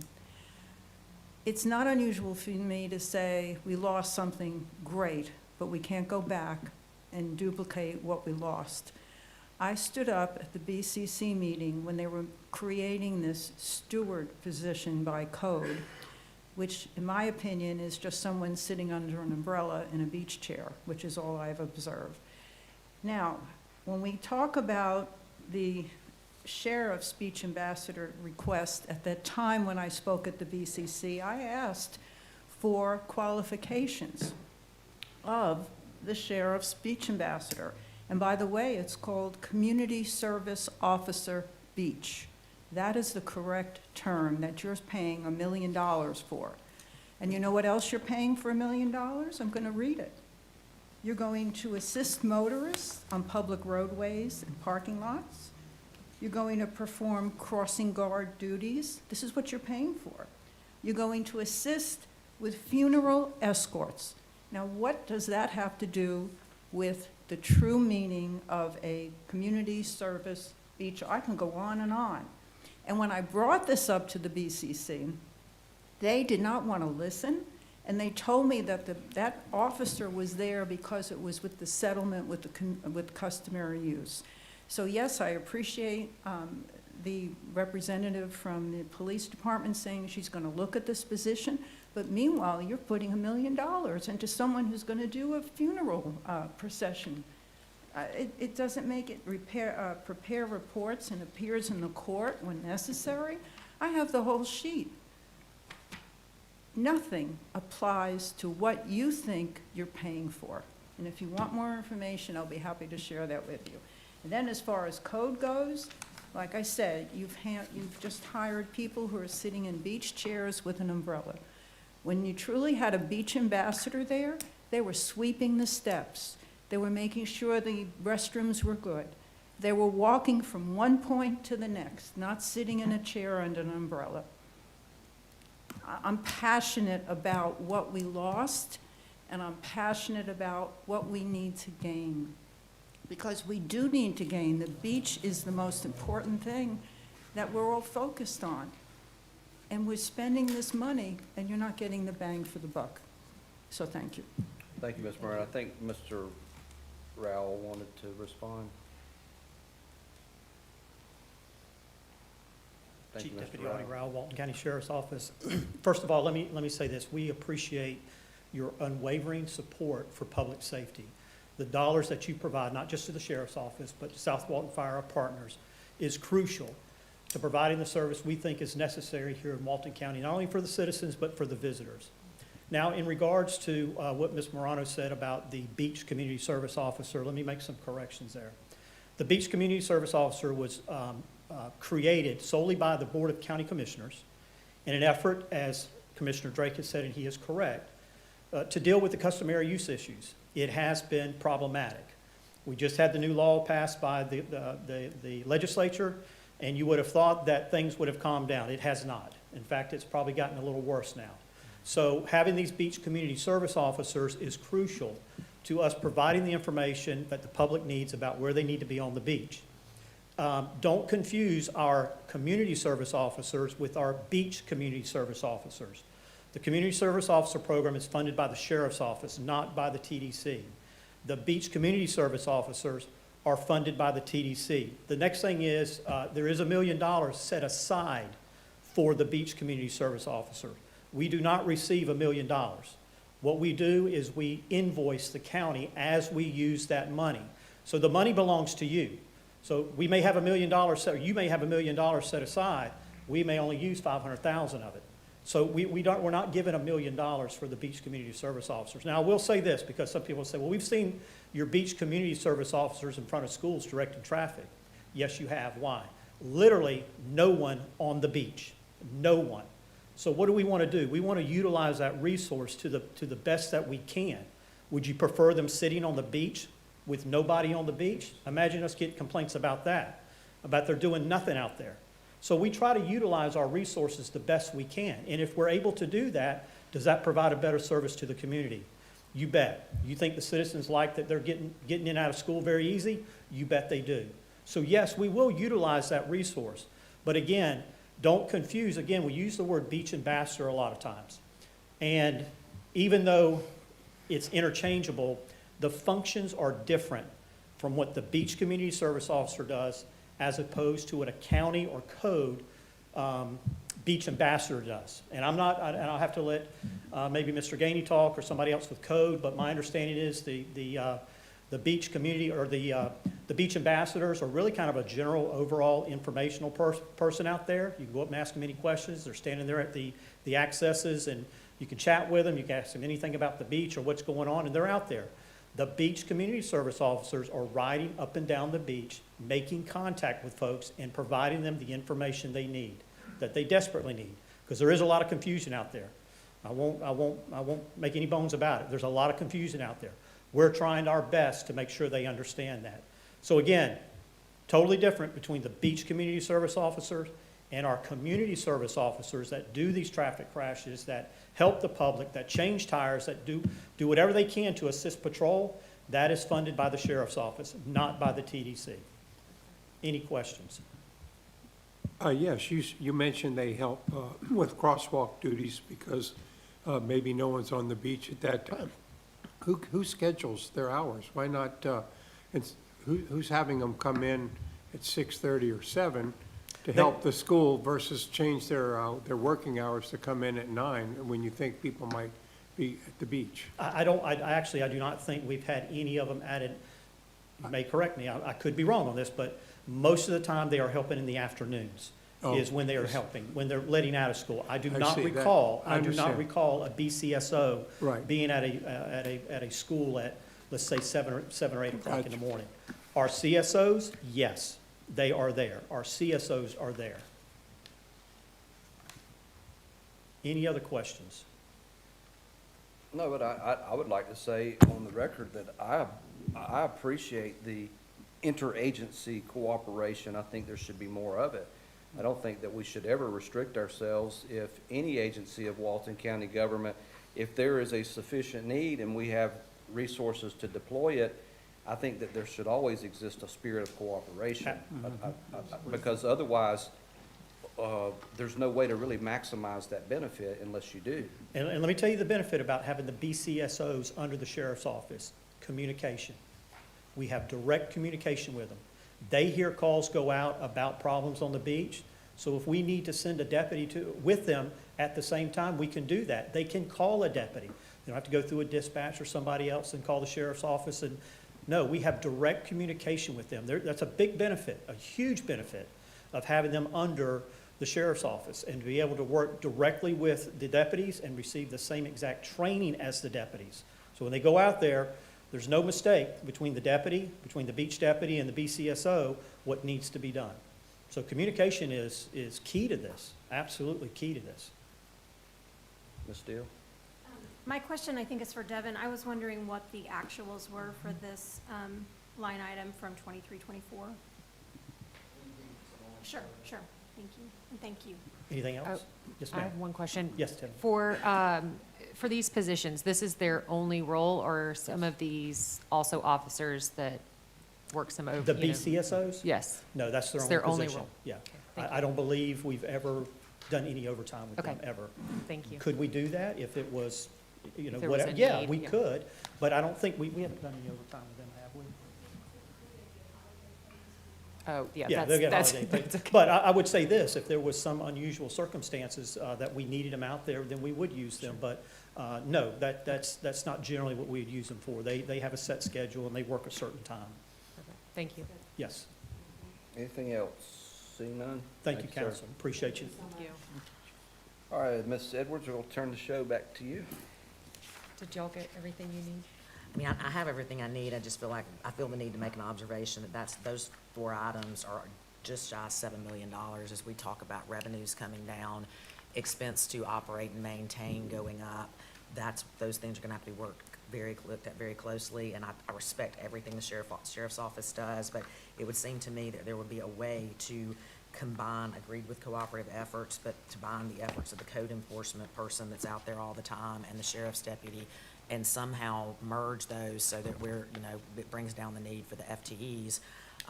If we've got the $7 million, it's great, but we'll just have to see how things continue to roll. The other thing that I know Melissa is checking to see if some of those duplicative efforts, but as I do know that with some of the permits and some of the fines, code compliance has gone up in, what they've been able to receive.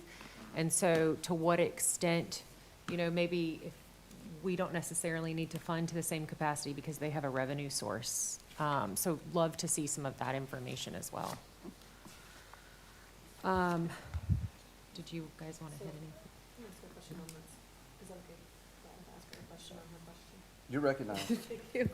So are you hypothetically putting out there that like beach code compliance would be funded from code compliance? Is that what you're saying? There's now revenue sources based Right. on the additional fines and opportunities, and I think yesterday they said it was about 79% in compliance for the short-term rental permitting process.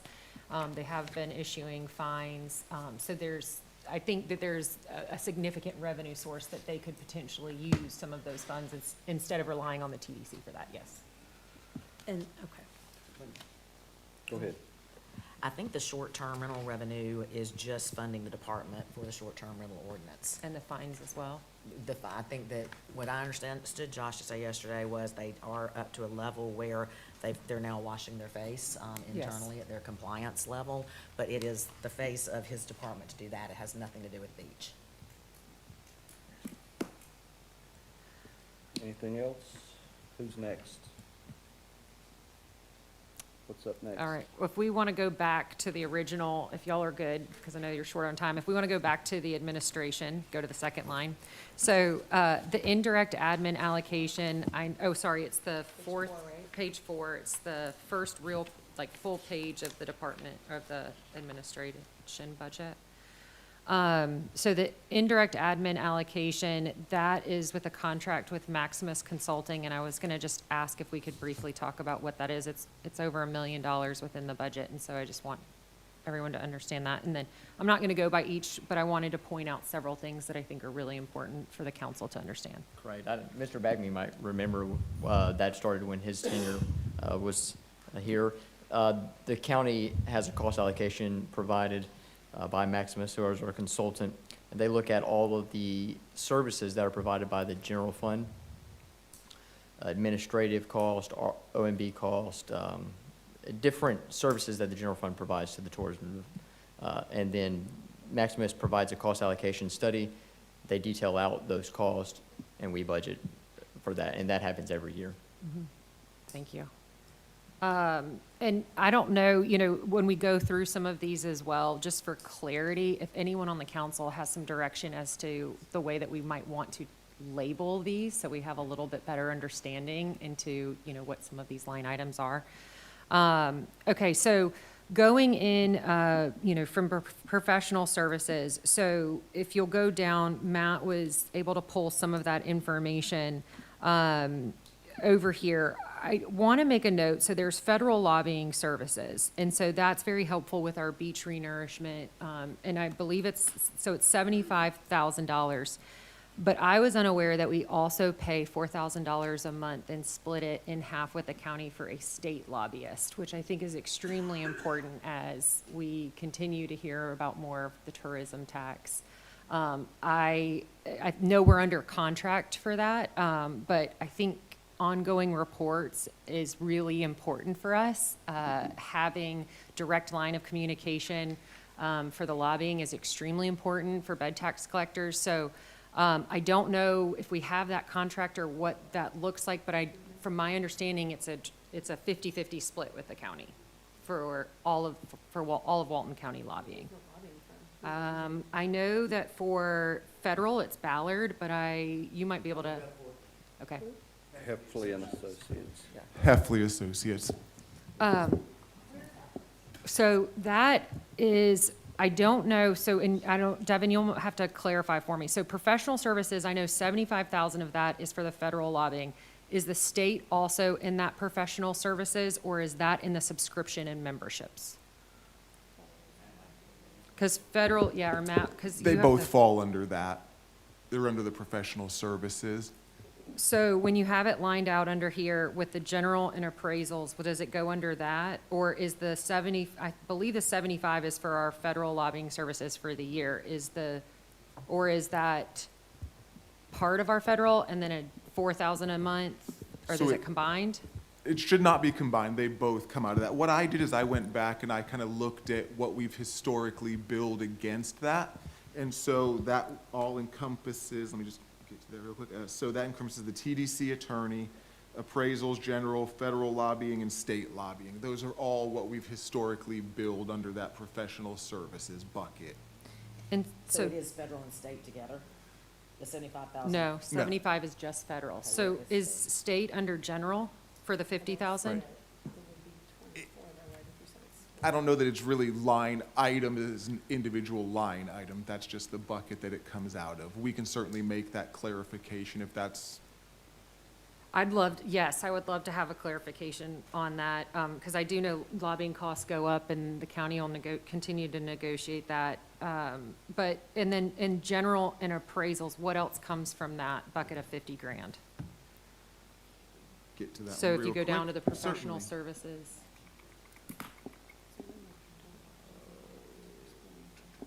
Right, correct, yep. It's only 12, yeah. No.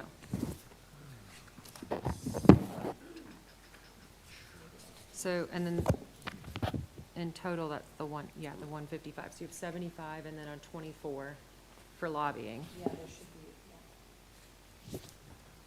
I'll have to get a little clarity on that. I did Okay. not mark that in my notes as what specific came out of that or what was billed against it historically. I think for me, in terms of kind of, greater clarity, I'd like to have some of those specific line item out, so it's not just a general bucket we can pull from. I think lobbying is obviously, I do that by trade, so I think it's extremely important for us to have a representation. I think it would be moving forward. I don't know if the council was aware that we invested in a lobbyist and had that communication, but I think it's important for us to have that But I would, professional services in general, I'd like to see that more line item out, of how we spend that. Certainly. Oh, yeah, sorry, go ahead, Matt. Oh, I was just saying certainly, yes, ma'am. The subscriptions, memberships, publications, and books. So I know I've made mention of this in our last meeting. Subscriptions and memberships and sponsorships are one that I'm very hesitant, and one that I feel like we have to continue to look at, because it is, you know, if we don't use it, it goes into reserve, but it allows the opportunity to use it at any given time.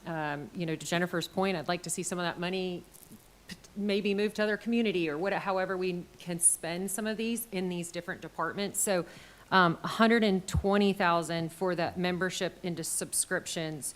Do we know what, is that part of the Visit Florida, or? So, yeah, I'll give you the rundown. So what we've historically billed there is our Adobe Creative Cloud, that's our B&C Fire Safety, that is our memberships with Destinations International, Destinations Florida. It's our Shopify system that we use for POS services in the visitor center. Our membership with U.S. Travel, Southeast Tourism Society, and Scenic Walton, and we also have a partnership with Emergency Management on some software that we use for messaging purposes in emergencies. And how much, Devin, do you know how much the actuals were for that in the previous? 80,000. I think in some of those categories, I don't know, you know, if we talk about coming back, is, again, looking at what those actuals are. All right, promotional activities. Again, they're promotional activities in separate departments, so I was gonna have, Matt, if you don't mind touching on what those are from this Yeah, department? the promotional services that you're looking at under that, that's half of the line item we use for merch for the visitor center. Okay. And your department is the only one that comes through from the promotional activities for the visitor center? There's no other No. pull It comes from, I believe the other half comes from Kelly. from Kelly? That's what I thought, okay. I'm sorry, Karen. For Karen, okay, yeah, okay. Let's see. Again, I've circled other services. I know that we have it line itemed out below. If there's any way that we can have a little bit more clarity on those. And are these, you know, the GIS agreement, the security system, the iCompass, are those contracts currently, or are those, okay. Correct. And then I did ask, if you'll see under other services, the miscellaneous, I'd like to see that written out a little bit more. Those are the Defuniak Herald, which we're required to promote, but instead of having something listed as other services and miscellaneous, I'd like to have it itemized out in the future. Where's that? That's down at the bottom, so the administration itemized budget, it's the last other services, and it's just miscellaneous. And Devin, do we know how much we've spent to date on that one?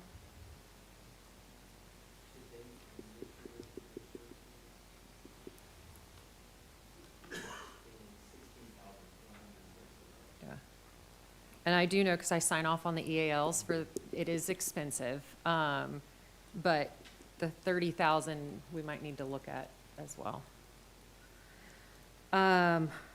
Matt, I love that we have the travel and per diem on here. I think that's really important. I know that Tim has mentioned it several times. I know that I've done a little bit deeper dive on what our actuals are and what we're putting in for budget. So we, from the last 2 years, have not even touched what our budget is for some of our travel and per diem, but we're continuing to go up in the budget. And so I'd really like for us to look at that. And I don't know if anyone had any specific comments on what they see right here for travel and per diem, but each department has their own.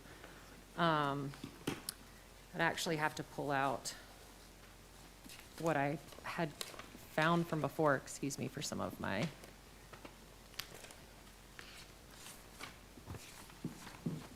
notes. Wrong folder. Yes, please. Is this one of those items that could increase or at least remain at this level if an executive director role were added? Yes. So maybe Oh, I don't know. That's a Matt.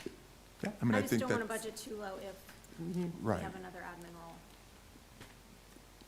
Oh, here it So, is. in a lot of these, to what we budget for them with the anticipation of attending, but obviously, given, what's happening in the community or, meetings changing or things of that nature, sometimes I just don't go to them because, different circumstances. So I just budget for them with the idea that I'm going to attend them, and more often than not, I don't. So the travel per diem put forward this year is, I think I have it on the right one, 37,500. Last year, it was 33,790, and we only used 17% of it. Right. So that's still an increase for then what's been used.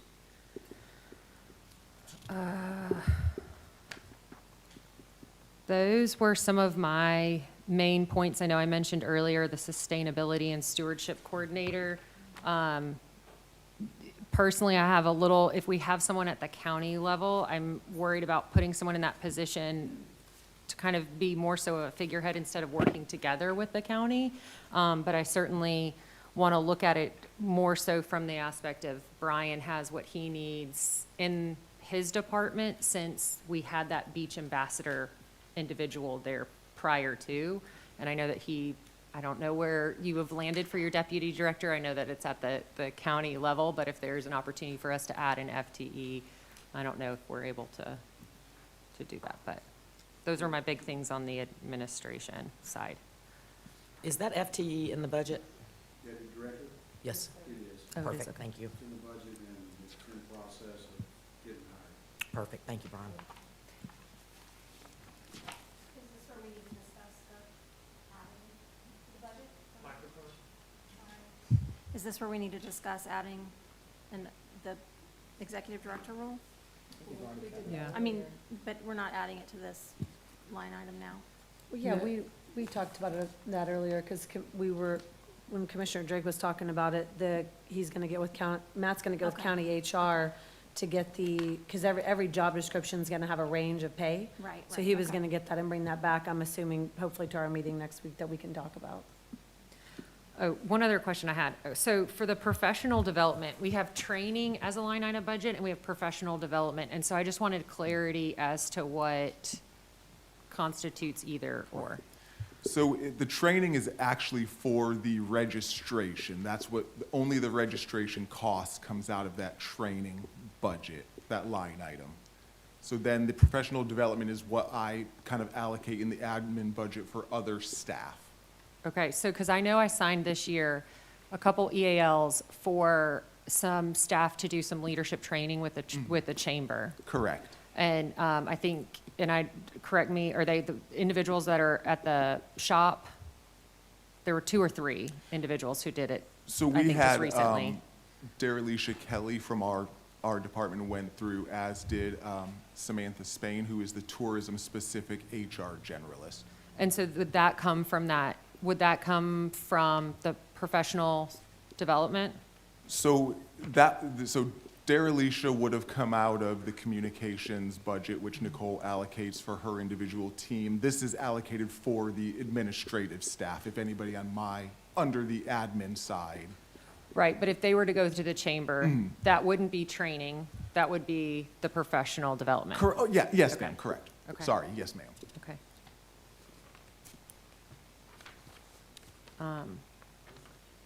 Those were my insights. I don't know if anyone had anything else, but as much as we can line item is great. I do know there's tires in there, to Jim's point earlier. They actually only used $400 last year. There's 2,000, but they didn't, I think there was only a replacement of 1 or 2 tires, so, which is why there's 400. So there may be some need to do that, but I do like that there's tires associated, but they did only use 400. That was a question of mine in this. Do y'all have any other questions with that? Okay. Which one would you like to go to now? Commissioner, would you like to go to a different one? Or Jennifer, if you have to leave, would you like to go to the tourism event grant before you leave, since you had mentioned that? So, I know we have the 700,000. From my understanding, we went over this year to 750. Is that correct? Yes, because when this comes, hey, Kelly Carter, hey y'all, because when this comes before us, I have no idea how many events they're gonna be. Right. So we do this in, they submit them in February and March, and April and May is when we score them. Well, the budget has to be turned in the beginning of May.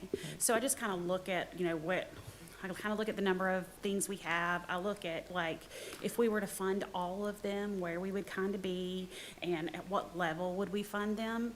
This year, because of staying flat, and I had to make efficiencies for the increase for media, I had to figure out where I could move some money around. And so one of the things I did was take $50,000 from that, with knowing that I have $700,000 with however many events that we have, and we'll figure it out from there. So that could potentially say, maybe if you got 20,000 last year, maybe you only get 18 this year. Just because I don't know how the money will shake out once the event scores, they're with them now. You have to, there's a scoring process, and you have to make 75% or above to even be included. But then depending on what kind of event you are, you get 5, 10, or 20.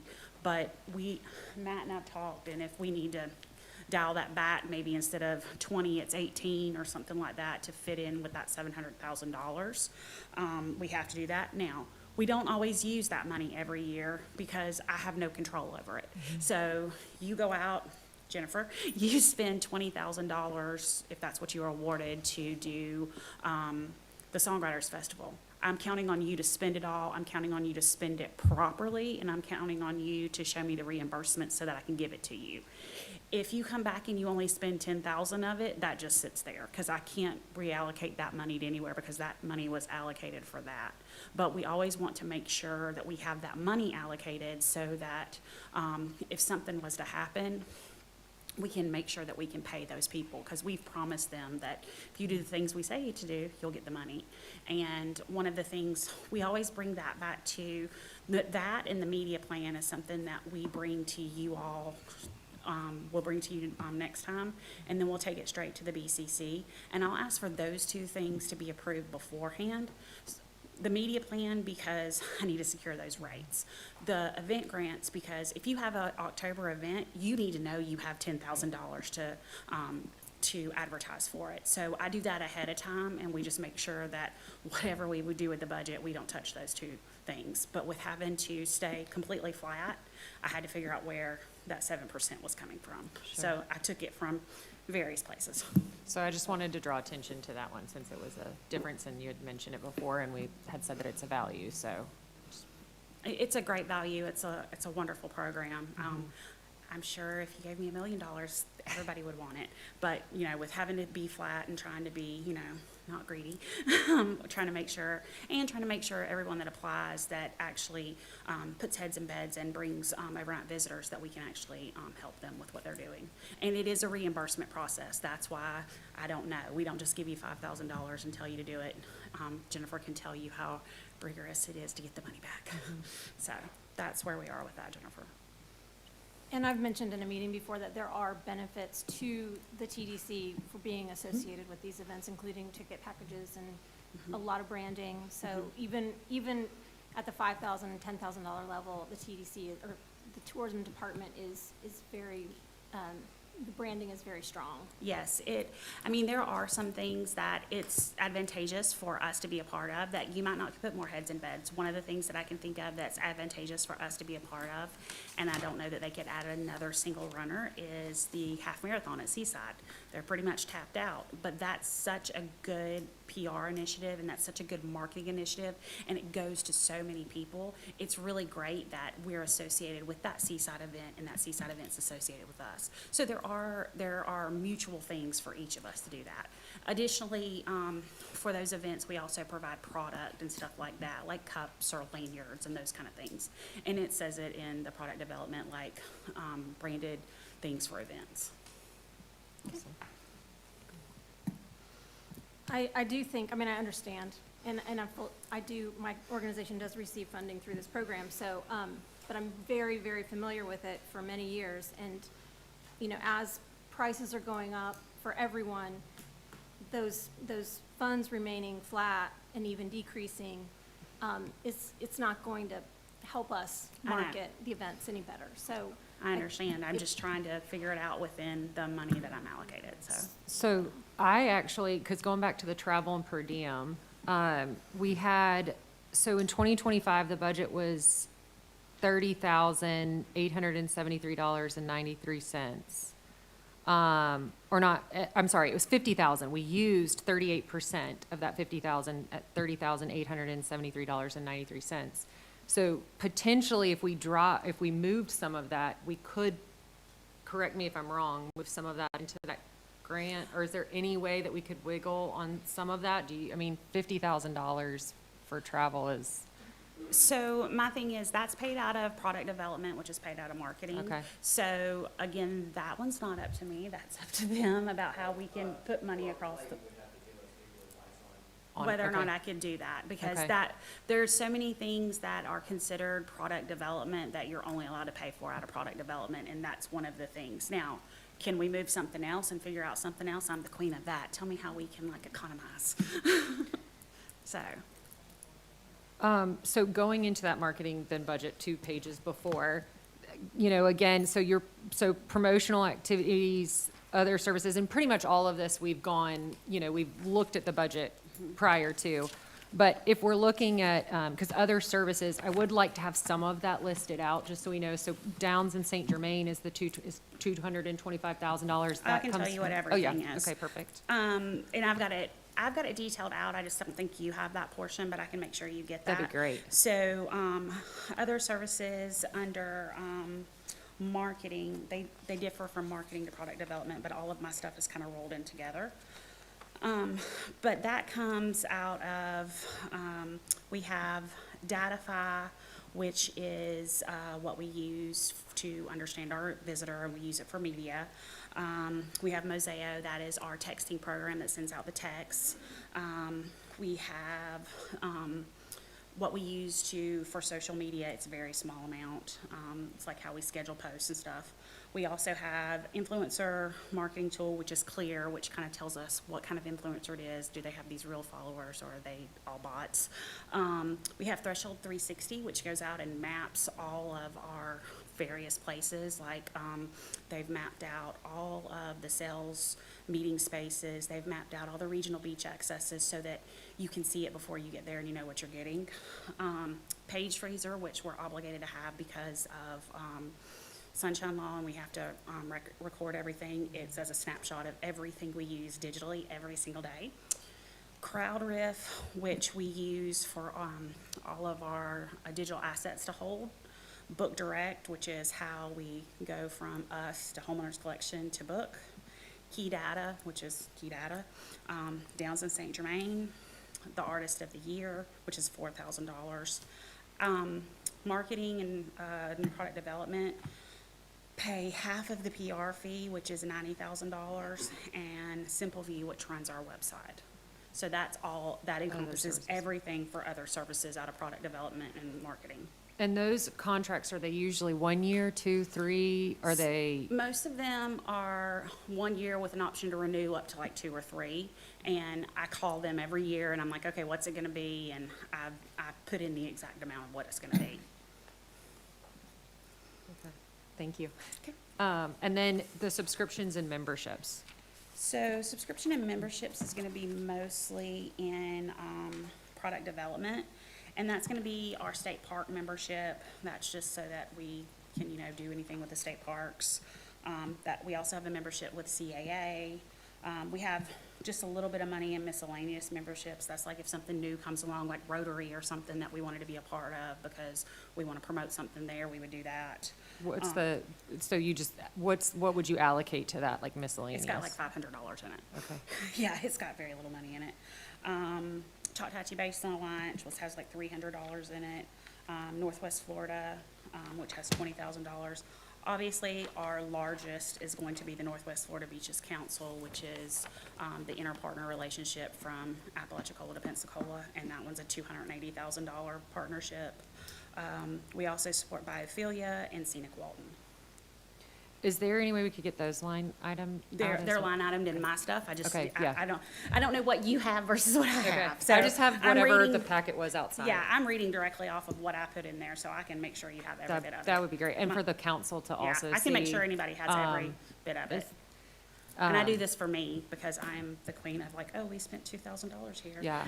Well, and I'd love to know too, on some of the memberships, how are we utilizing them? What are we getting back and forth, you know, on some of So them? several of these we use with Keep Walton County Beautiful, Mm-hmm. like Choctaw Basin Alliance, the State Park membership, Scenic Walton, Biophilia.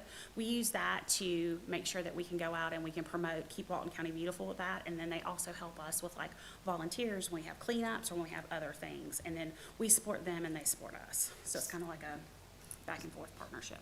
So with the Keep Walton County Beautiful, do we have an idea of what our overall kind of budget is? I know that we have kind of our buckets that we pick and choose, but how are we strategically planning that out and where we're choosing to spend money? I have a based on that? plan, but I can tell you Keep Walton County Beautiful has $45,000 in it, and that's to keep up with, you know, the website and all the things that we have to do. It And- has less than $100,000 total in it. And then, but the other stuff is for Keep Walton, so Keep Walton County Beautiful is 45,000 just for that. Yeah. But the other memberships benefit and are for Keep Walton County Beautiful, but They they're are, not. and just for, and also for advocacy as part of, like, so people understand what the tourism department does. And like at Scenic Walton, we have somebody that sits on that board, we're a membership of that.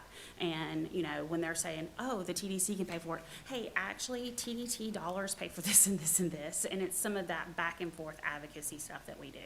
So it's not just for Keep Walton County Beautiful, but that's some of the things that we do with it.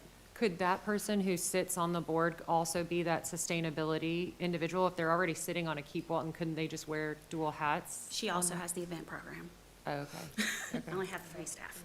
Yeah, well, I know we have, yeah, I mean, I know we have someone at the Yeah. county who already Yeah. serves for Yeah. this, so I just want to make sure that we're, okay. And for Keep Walton County Beautiful, that's obviously just goes into the overall marketing, obviously, it's not just Yeah, a line and it's item out. just, we use that, and we also use that with responsible tourism, and I feel like that's a big thing, like the 30A rental operator in the Alliance. One of the things that we talk about is know before you go. Know before you go means everything. It means know what the rules are, know the flag system, know how to be a good neighbor, know how to leave no trace. All of that kind of falls under that, and so it's just different ways we can push that message out to make sure that the visitor and the resident get it as well. I think for me too, and I'm open to the council, but just love to see from the budget side, how much we're actually using on some of these for like supplies and, you know, knowing costs are going up, but how much do we need to really build in, from the budget? Well- Obviously, office supplies 400, but I mean, some of the other items. Kelly, real quick, can you help me understand the service fee for the media buys? I mean, Yes. that's a big number. It is a big number. Help me understand the value there. Is that the overall Zender relationship everything that pays they for do. their time and their So, energy, their expertise? Catherine's here with me. But, so when I tell them when we put together the marketing plan, the co-op plan, which is gonna come to you guys probably tomorrow, because it was just it was approved yesterday. That's all their time behind that. That is finding the media, sourcing the media, trafficking the media, putting together the ad sizes, making sure it gets there, talking with you and me to make sure your co-op is right, everything that goes along with the ad buying. And that's the way they get paid. So there's no markup on anything that they do. That says it in our contract. Their contract says how much they can have. They get to the penny of what they can have, but it's all line itemed out, and how they spend it. So when I get the bill every month, and it's a pretty hefty bill, it's got probably like 200 pages. It tells me Brian did A, B, and C. It went to services, it went to this project, it went to that project. I go in and I double check to make sure. Also, remember that how Zender works is they are paid after the fact. So they go out and they do the media, so they're buying that media now. Until it runs, they're not paid. So the service fee is kind of how they get paid on doing these things and ahead, like during the time, for their time, until they can actually get paid for the media. Are we paying for their expertise, or are we paying for their effort? And I guess where I'm going with this is I understand we're in the middle of a contract, but at some point down the road, hypothetically, could we bring this effort in-house and save a Okay, significant I'm amount gonna of go ahead money? and tell you, I can't do the media buying that Zender does, and I don't know that we have anyone that could, I don't know. Number one, we can't front them, no one local can front it. I don't have the relationships to do the media buying, because one of the things they do with the media buying is they have other clients, they know all the people, and they pull it together, and we get a discounted bundle rate, and I might not be explaining that right, so Catherine?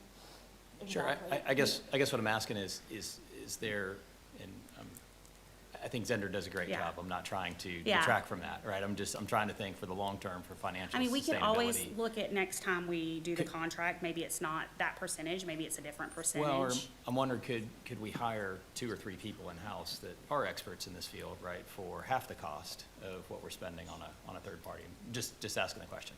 I mean, I'm gonna say potentially, but potentially I'm not gonna have the capital to do it ahead of time. I'm also not gonna have the relationships to do it. Also, I have a whole team. It's not 1 or 2 people, it's 20 that work on it every day. I get a report every Monday about where it is. I look at every piece of media. We make decisions based on where we are, what we're doing. Like right now for the media, we're basing decisions on looking at who's not here, who we want to come. So one of the things that, you know, we talked about earlier this week is, for years and years, we've taught our visitors that we're full, and there's no reason to look in May and June because we're already full. We need to go back and revisit those people so they realize that we're not full. So I'm making changes every day based on what that media team tells me and how we can be nimble every single day with Sure. that 20. And additionally, also, we get the research portion of that, and we get the digital expert portion of that. I'm not suggesting that Zender doesn't have that by any I'm like, means. please don't make me do that. I'm just thinking for the long term, right? Yeah. As the department grows and evolves, I mean, I are think there there's ways something, for I us think to there's a lot of things internalize? that we could, Because it's there are, expensive. if I had more people, there's things that we could do in-house, definitely. I don't think that with the amount of media we buy. I think the economies of scale exist when you utilize private resources Yes. versus government resources. Yes. At some point, it's gonna become not a non-economic advantage to utilize the governmental sources, because you're not gonna capture the discounts, the fixed costs, the, you know, traditional overhead. It's like building a road. You build it in-house versus outsourcing it. It's gonna be a lot cheaper when you outsource than if you build it in-house. And I think that applies to pretty much everything, but. And we have, I try to be very economical in everything we do. I try to make, if it's something Zender can do, I make sure they do it. Everything starts with a budget and we work down from there. I budget every single thing out. I have another document for you guys, what actually goes to Zender versus what's just passed through. And when you look at that's just passed through, that they just pay on our behalf, it is a substantial amount. And it's just, number one, our costs would go up as well with the county, because then the clerk's office would be handling that $8 million media plan and paying all those invoices and stuff too. So there's a lot of things that we look at when we do that. Sure, makes sense. Okay. Anything else? Sure, why not? Unfortunately, I am going to have to leave. This has been absolutely great dialogue and kind of a place, I think, where this council has wanted to get back to as far as understanding much deeper dive that we were accustomed to in the past. Jim, I certainly appreciate your comment relative to the budget needs to match our vision, but our visioning session is still coming up. But I think this is a really great step in trying to get us back to where we were all those many years ago that we remember. I do think, you know, if we think about noticing another one of these, an earlier start time, because again, these used to be like half-day sessions, at least, if not 2-day sessions at points. So it might be good. Also, we used to do them in like watercolors meeting room, where yes, the public is noticed, but the chairs were around the edges, and we were all kind of around a table where we could really work strategically. But again, I applaud you. You guys were very well prepared. Thank you so very much. And I'm truly sorry that ECMS will get promoted in 30 minutes and I have to be there. So I hope everybody has a great day. I had a couple other questions on the itemized. There's 2 sections for the SEO And the SEMs, what are the two differentials there? There's not. Okay. It's the same thing, but I used to have to divide it between marketing, which is the first two pennies, and shoulder season and product development, which is an additional penny. Now that that kind of all rolls into one thing, moving forward, we'll combine that, but I didn't have enough money in one to pay for them, so I always kind of split it up to make sure I was being as efficient as I could be with using what I could out of shoulder season to pay for things. Gotcha, that makes sense. And then the website refresh, is that something that we do every year, or is that something new this year? So we look at it each year about what needs to be. As you know, a website has a very short shelf life. Yeah. We haven't redid the website, the Visit South Walton website since 2017. So it's pretty old. So fortunately, we've just built Authentic Walton. We've just built Walton County Tourism. We've just built Keep Walton County Beautiful. We need to do some back-end things to get AI and some other things on that, and that's where that money's gonna come from to do that. That's just trying to keep us up to date with where we are and get some of those new fun things in there like AI. Perfect. I don't know if anyone else had anything on the itemized. But I can send like what I have put together because I live and die by this little spreadsheet right here. Yeah. So I can send that out so you can see it, and it will actually tell you what's being paid to Zender and what we pay ourselves and what's contracted and what's not, or if it's like purchase order or something like that, so. That'd be great. And any of the actuals that we have too would be helpful. Okay. I can Thank do that you. as well. Any other questions?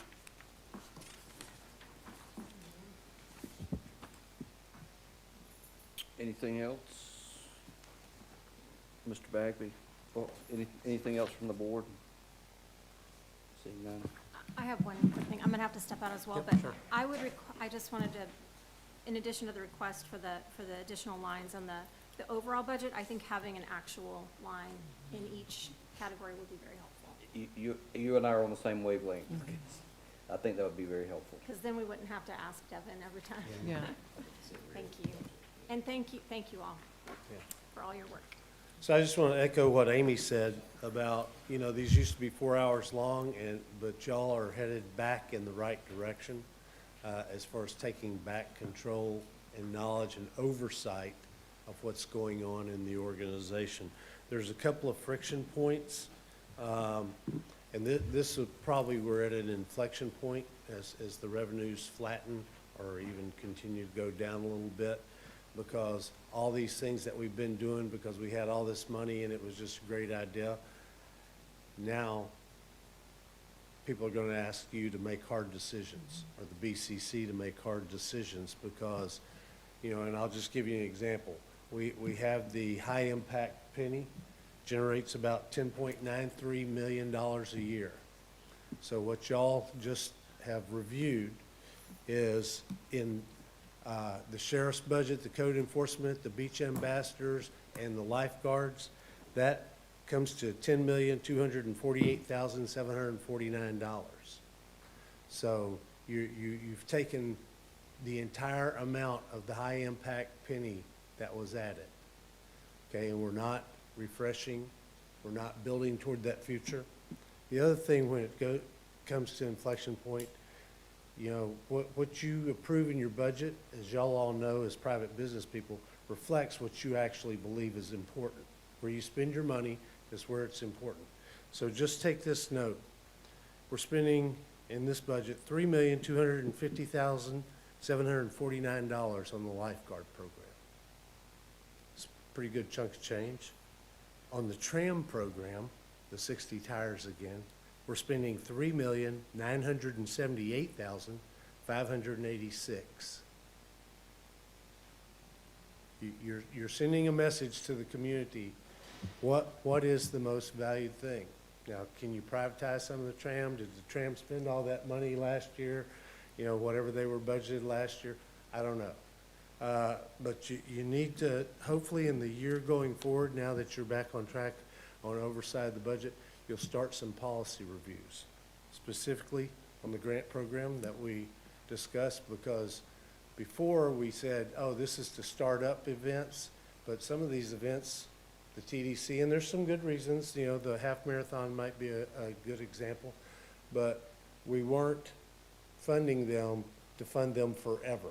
It was to get them off the ground, get them established, you know, get their legs underneath them, and then let them fly. And if they grew into these amazing things, that's fine, but we didn't do, well, you're gonna get 25,000 a year for the next 20 years. That wasn't the purpose of the grant program.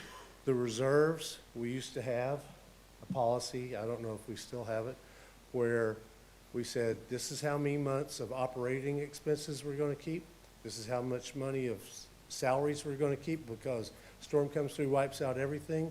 We have to pay our people, we have to rebuild our facilities, and then we have to promote like hell once we get walkovers back down. And that was based on our experience on the 04-05 hurricane season. Cash is king, and that's why those reserves were there, not counting the beach nourishment reserves. And then metrics. Y'all kind of alluded to it when we got in the conversation about the code enforcement and the beach sheriffs, okay? So one of the job descriptions that she showed me in the beach, the community service beach or whatever, sheriff's community service, is parking, enforcing parking. Okay, so they're out there writing parking tickets. You can get certified to do that, and you don't have to be a sworn officer. Code enforcement's right. Where does the revenue go that they generate? I know it goes to the clerk, but once it goes to the clerk, the folks that y'all are paying for, subsidizing, to enforce the rules of the county, that money, does it go back in the general fund? Does it stay with the clerk? Does some of it go to the sheriff because those sheriff's officers and those code enforcement, you know, where does that money go? You might ask, A, how many tickets they've written, okay, how much money they generated, and B, C, where that money went, because that's money that could reimburse you for what you're reimbursing or paying the sheriff to do. And so I would just ask, 7 years from now, what do you want this to look like? You know, do you want parking decks, or do you want wires all overhead, or do you want, you know, because eventually we'll get a beach nourishment project. Don't know if it'll be a state or a federal one, but we'll get one, and the beaches will be open, but we may have lost all our tourists by then who say, the hell with it, I'm never going back there. So, thank you.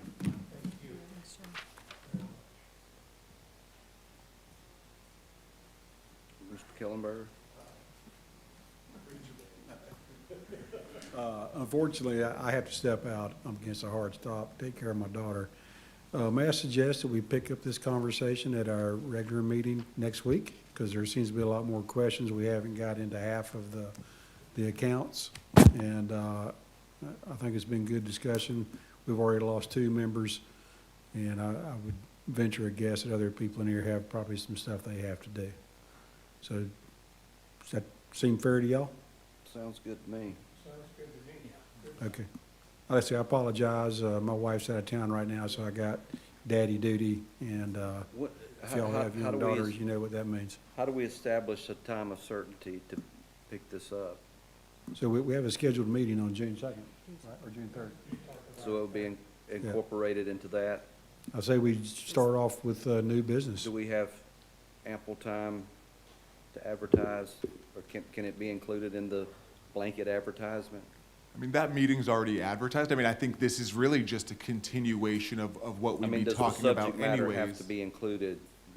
So one of the agenda items is the budget. So I mean, I Okay. think to me, not being the attorney, gives me this falls in satisfaction that line. we're good. Yeah. Good I deal. would mention too, I had asked to put on the agenda, because it's hand in hand with the budget, but a review of our ordinance, of our current ordinance and how it's listed out with percentages. I would like for us to talk a little bit more about creating a little bit more clarity so that we have direction. An example as well for the reserve. So I would like to make sure that we include that as a part of this, so, Everybody bring lunch. yeah,